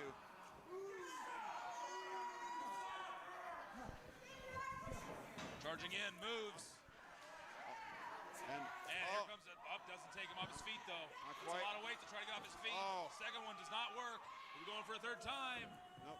Ducks this line. Huge hip toss. That took everything. That was huge. Tyler Stinson had left in the tank.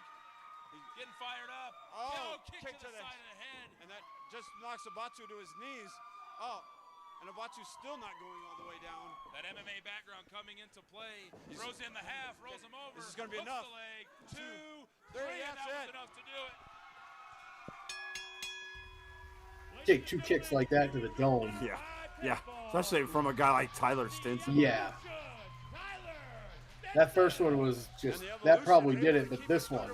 Number one contender status for the Charge Championship. Will that be enough, though? Because if I know Titus Machiavelli, I have a feeling that he's going to make this road to just getting that opportunity ridiculously ridiculous.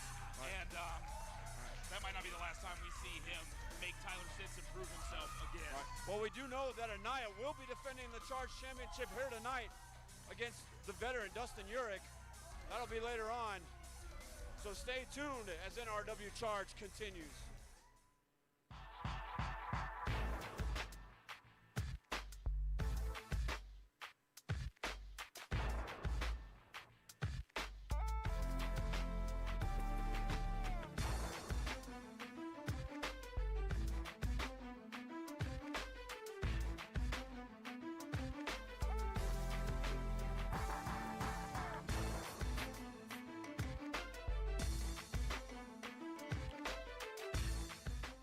NRW would like to acknowledge Phil White and PRW Projects as the official graphic design company of NRW Sports Entertainment, specializing in custom artwork, creative and graphic design, and the highest quality promotional materials.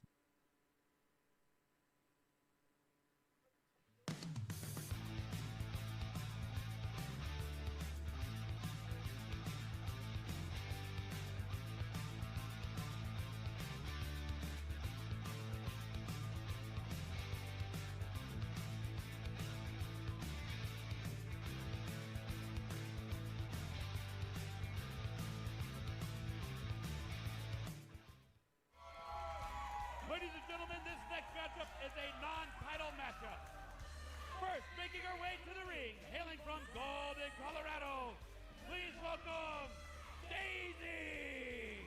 Now here's a young lady who just came off a big victory at New Year's Revolution, and she defeated Des Demonet and has maybe shot herself back up in the ranks of the Lockheads division, Mercury Yates. I believe so. It was a big victory for her. I think Daisy needs to figure out who she is, though. She's really trying to find her way here in RW. She's going to have her opportunity here.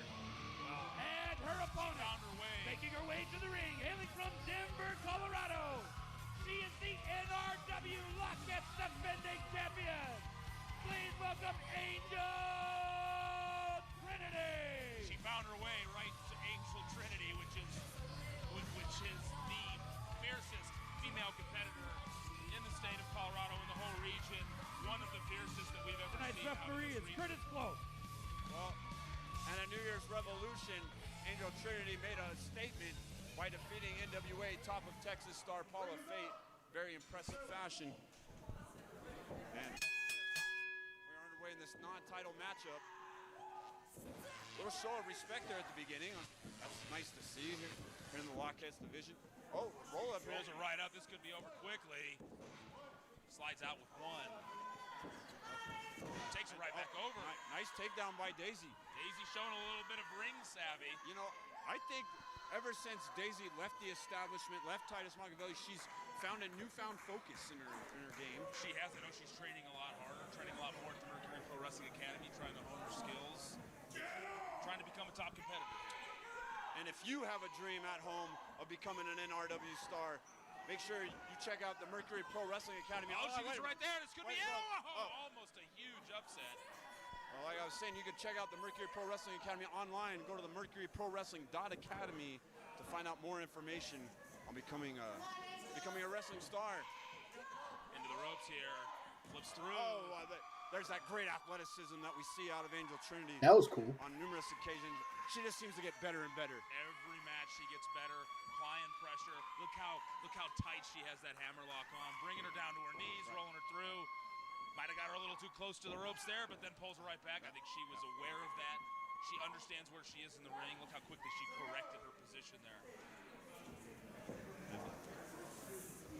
Oh, wow, snapmare takeover by Daisy, and now wrenches on the neck there, got in her rear chin lock. Surprised to see that again, but Daisy is working very hard. She was able to loosen that hammerlock up just enough to snap her over. But you see Angel come right back up. Now she's on her back. And Daisy mounting the back of Angel Trinity, but Angel Trinity just way too strong for Daisy.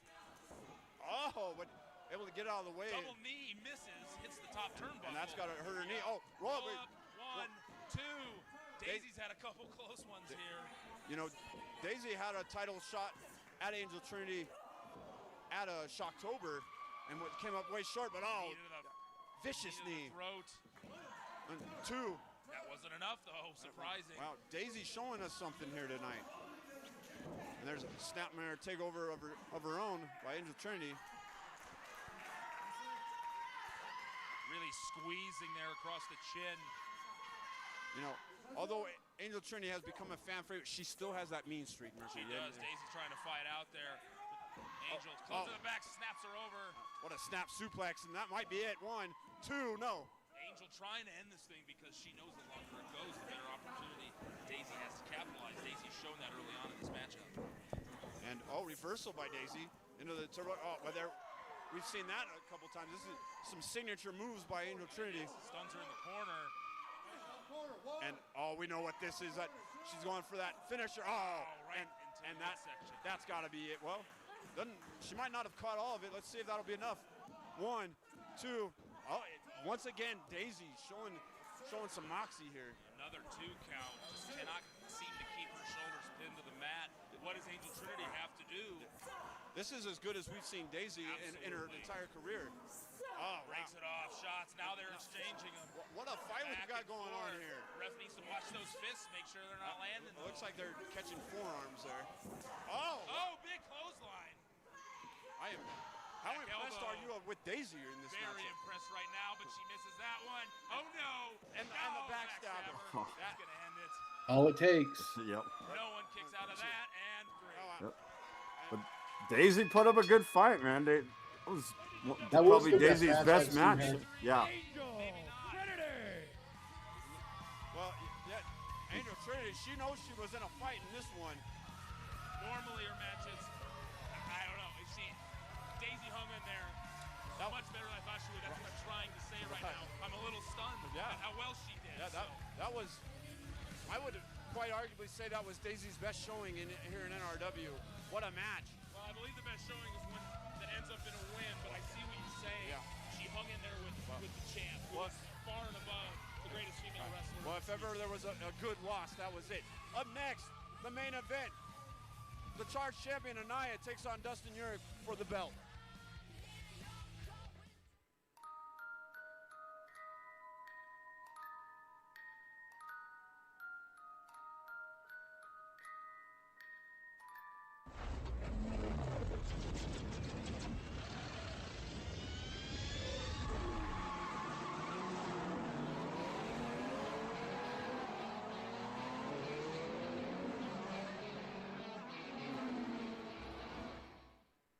NRW would like to thank Lady Luck Tattoo for being an official sponsor of NRW Sports Entertainment.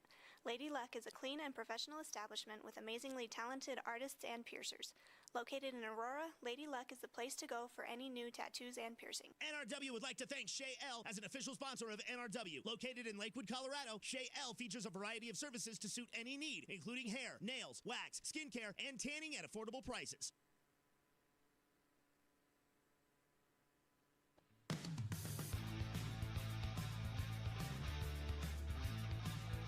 Johnny, didn't we stay in Lakewood the first time we went to Denver? We did. It was the Airbnb. Lakewood's where the I airbed live. and basement, yes. Yeah. Lakewood's where I live. I live in Lakewood. I'm sorry. What's that supposed to mean? Ladies and gentlemen, They got Winchell's Donuts at least. Yeah, right. We got Dunkin' too. Right next to the busted sewer line that day. Yeah. Sucker was there when we were getting breakfast. Well, no disrespect to Dustin Urich, but I don't think That was actually the introduction of the infamous coffee cock reference. Oh, yeah. Been around a while here in Colorado, trained by Jeff McAllister. Yes, Dustin Urich, he is an accomplished veteran around these parts, and he made his return to the ring just about a year ago. Yes, he did here in NRW. He's a former champion out here with Fusion Pro Wrestling. He knows his way around the and ring. his opponent, making his way to the ring, hailing from Los Angeles, California, weighing in in at 250 pounds, he is one half of the Left Coast Gorillas. And the reigning NRW Charge Champion, Anaya! Look who Anaya is coming out with, of course. The CEO has to be out here. And this is Anaya's first title. Big night. It's around. What just happened? We got dueling Titus is on buttons. We almost did it at the same time. Yeah, we damn near got it perfect. And I'm hoping that Dustin York can pull off the upset because really in my mind it wouldn't be as much of an upset. Much more experience than Anaya. Been around a lot longer. I think Dustin York has what it takes to pull this off this evening. Well, Titus really didn't do Anaya any favors here. I would say that no one is hotter in NRW than Anaya has been.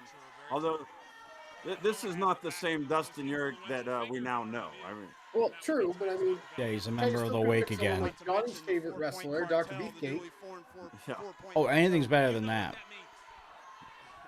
Well, they act like a cartel. They're basically a bunch of thugs and gangsters, running the NRW now.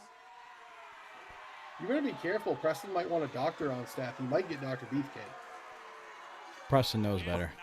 Oh, and we know that that's not going to happen. Well, we definitely know who the NRW Nation.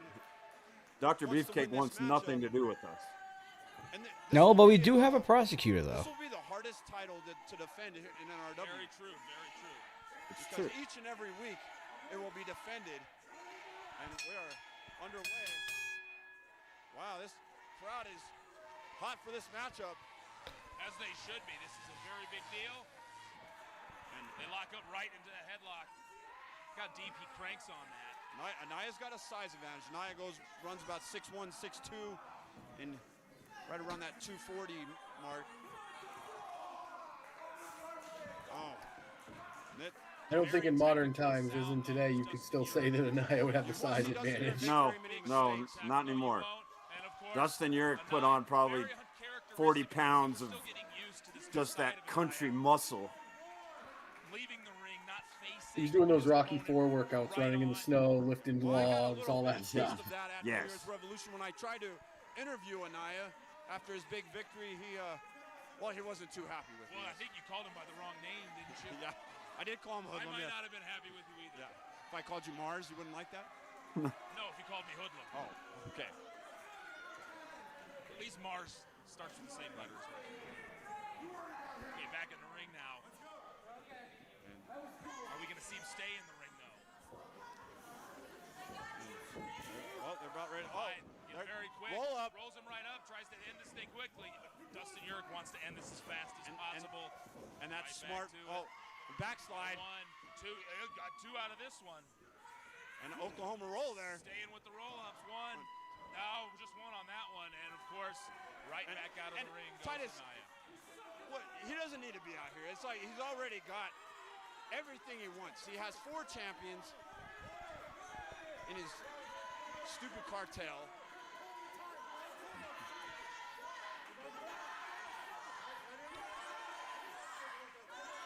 Well, this crowd chanting Anaya sucks, and right now I don't know if I disagree. Titus sucks. Oh well, Titus sucks. Anaya sucks. They all suck. It's just so disappointing because he was such a fighting spirit here in NRW, and Anaya never backed down from anything. You would never have seen him stalling, walking around. The influence of Titus Machiavelli has been very detrimental to the career of this young man, and it's very disheartening. It's very disappointing. No, he was voted the 2015 fan favorite of the year, Absolutely. the superstar of the year, and he turned on him. Right. Now they're back in, and he went right low. Back to the headlock.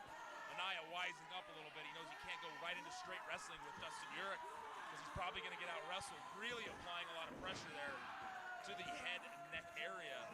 If you've ever been in a headlock, you know that does not feel good. And wrenching back.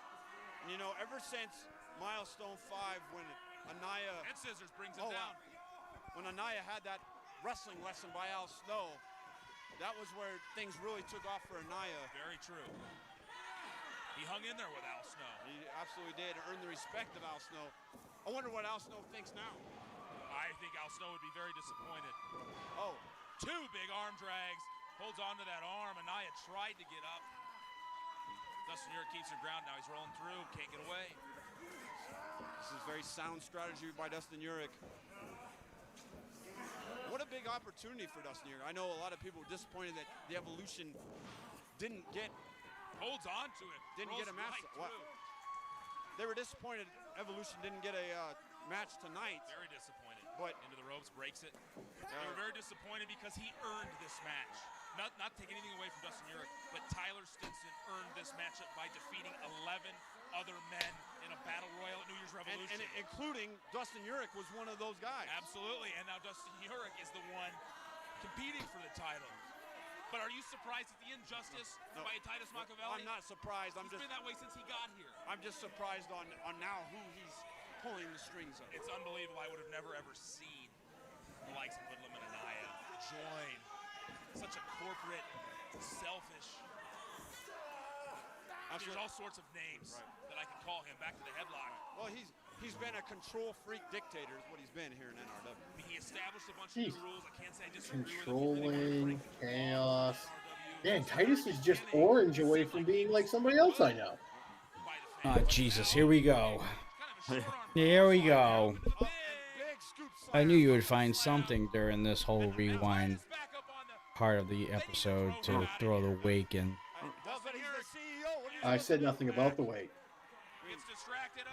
I'm surprised how quick Titus actually was able to climb up on those ropes.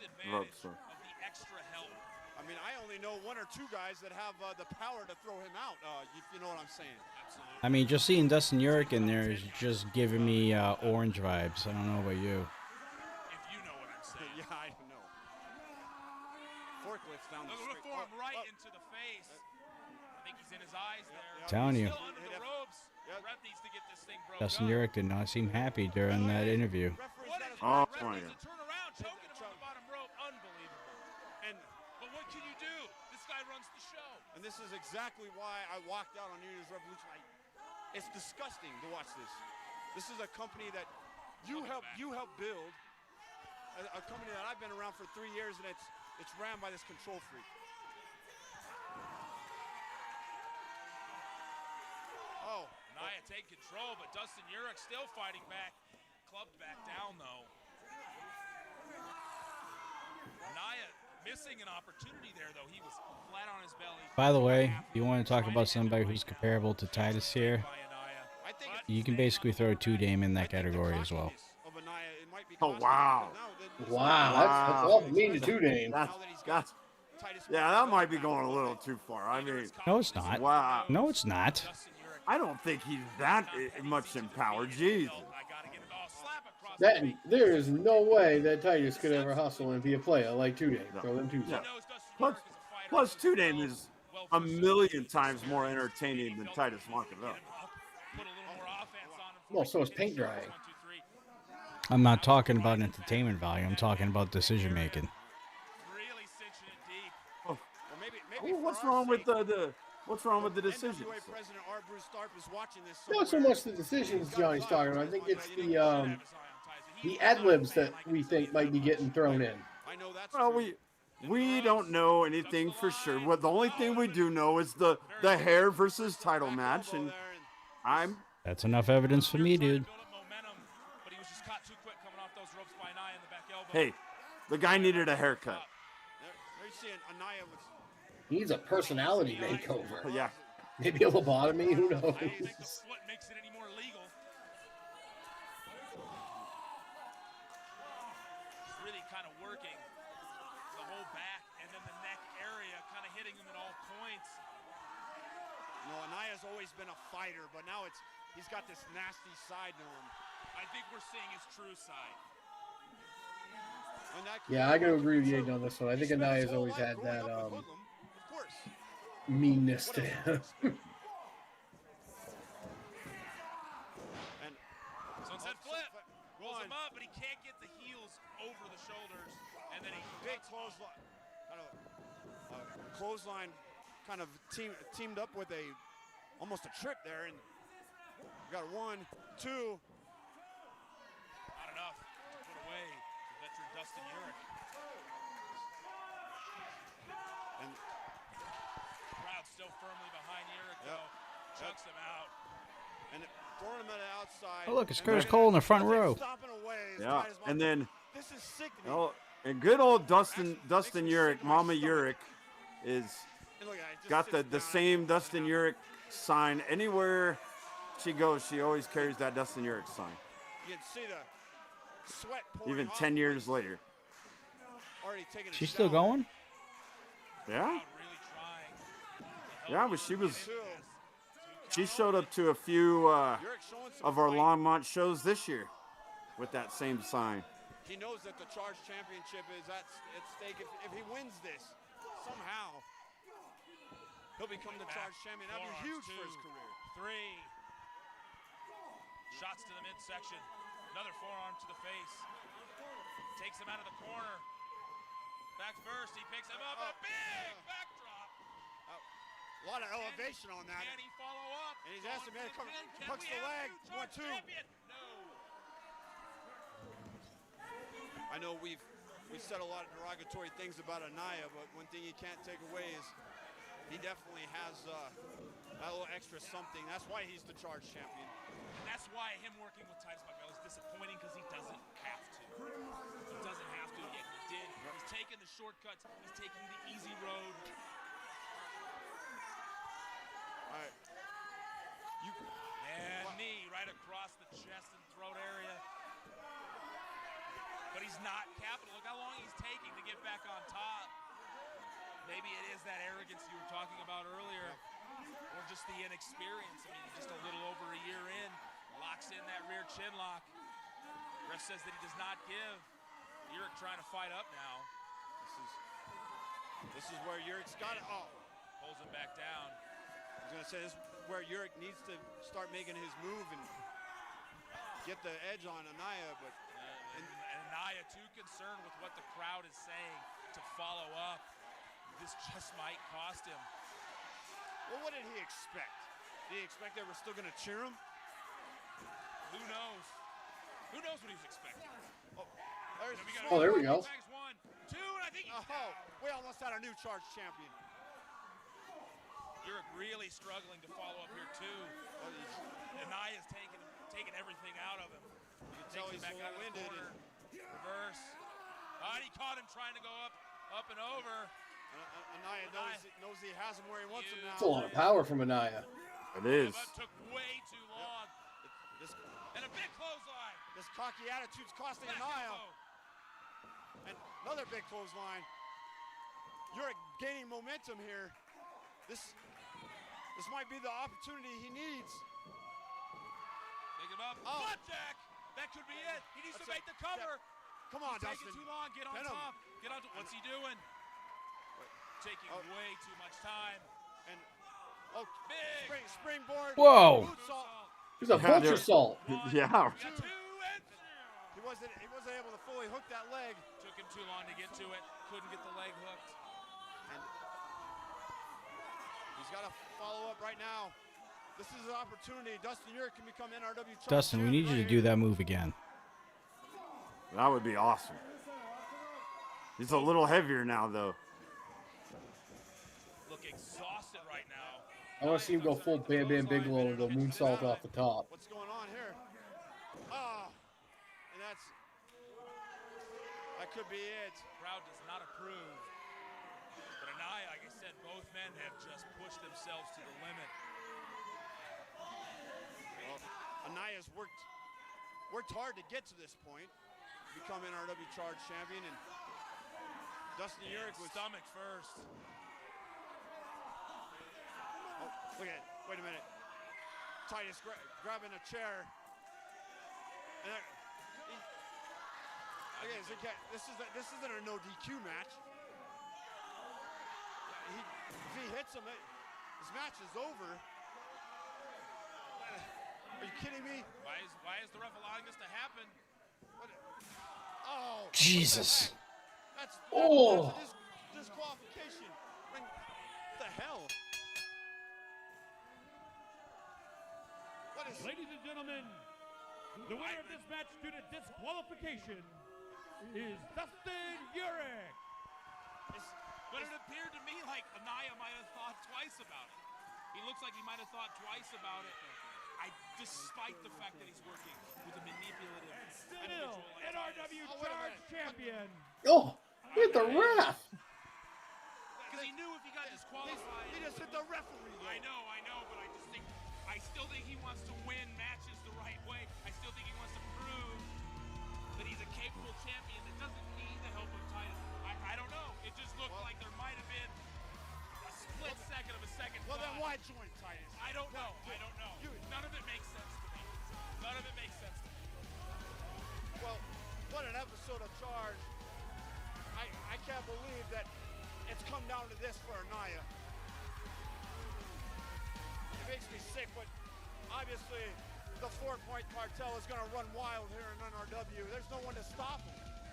Unless you're going to stop them. I might have a few ideas. Well, next week we'll be back in Arvada, Colorado at the Grudge Training Center for another NRW Charge. But for Mercury 8, I'm Lucas Bradwell saying good night from Longmont, Colorado. We'll see you next week. All right.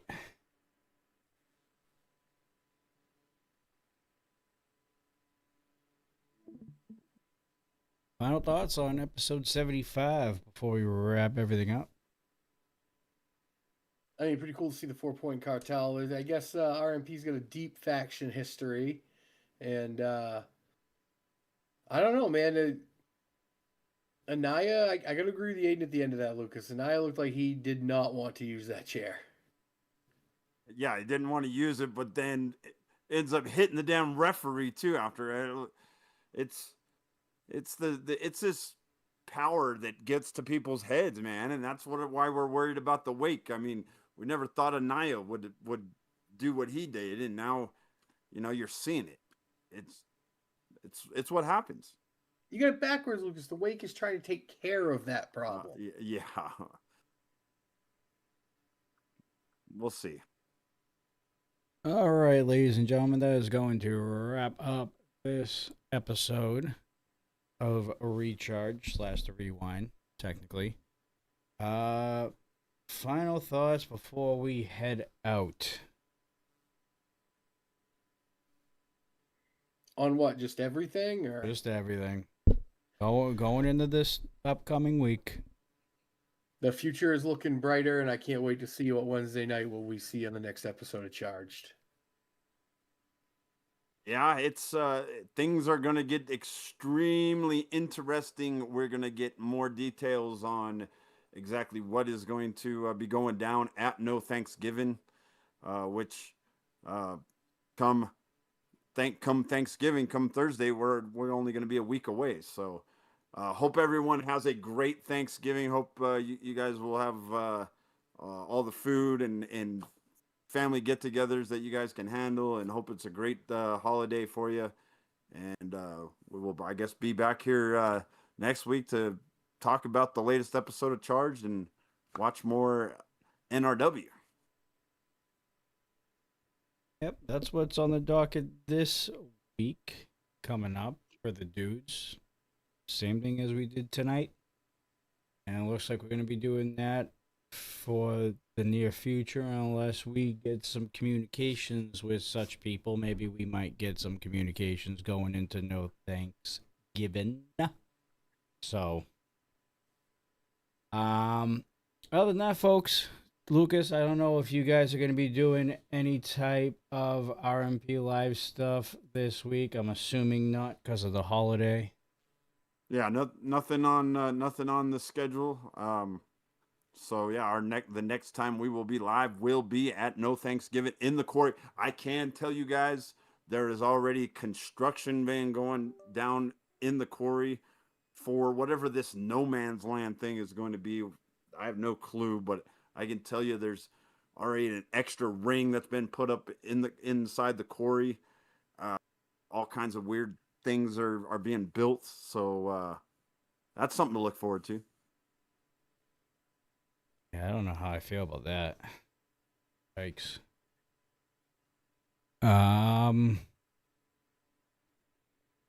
All right. Well, we are currently getting ready to raid over to, I believe, Gritty. That's who we're going to raid over to. Because he's been watching a lot of RMP as of late, so make sure when you guys go over, let him know about this past episode of Charge, and let him know. Let him know that we're coming in hot.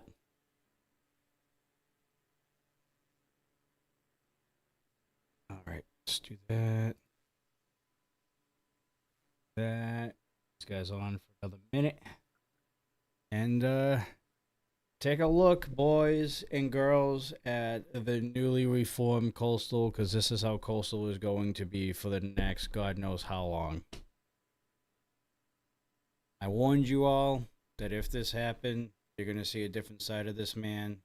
And my God, it's already started.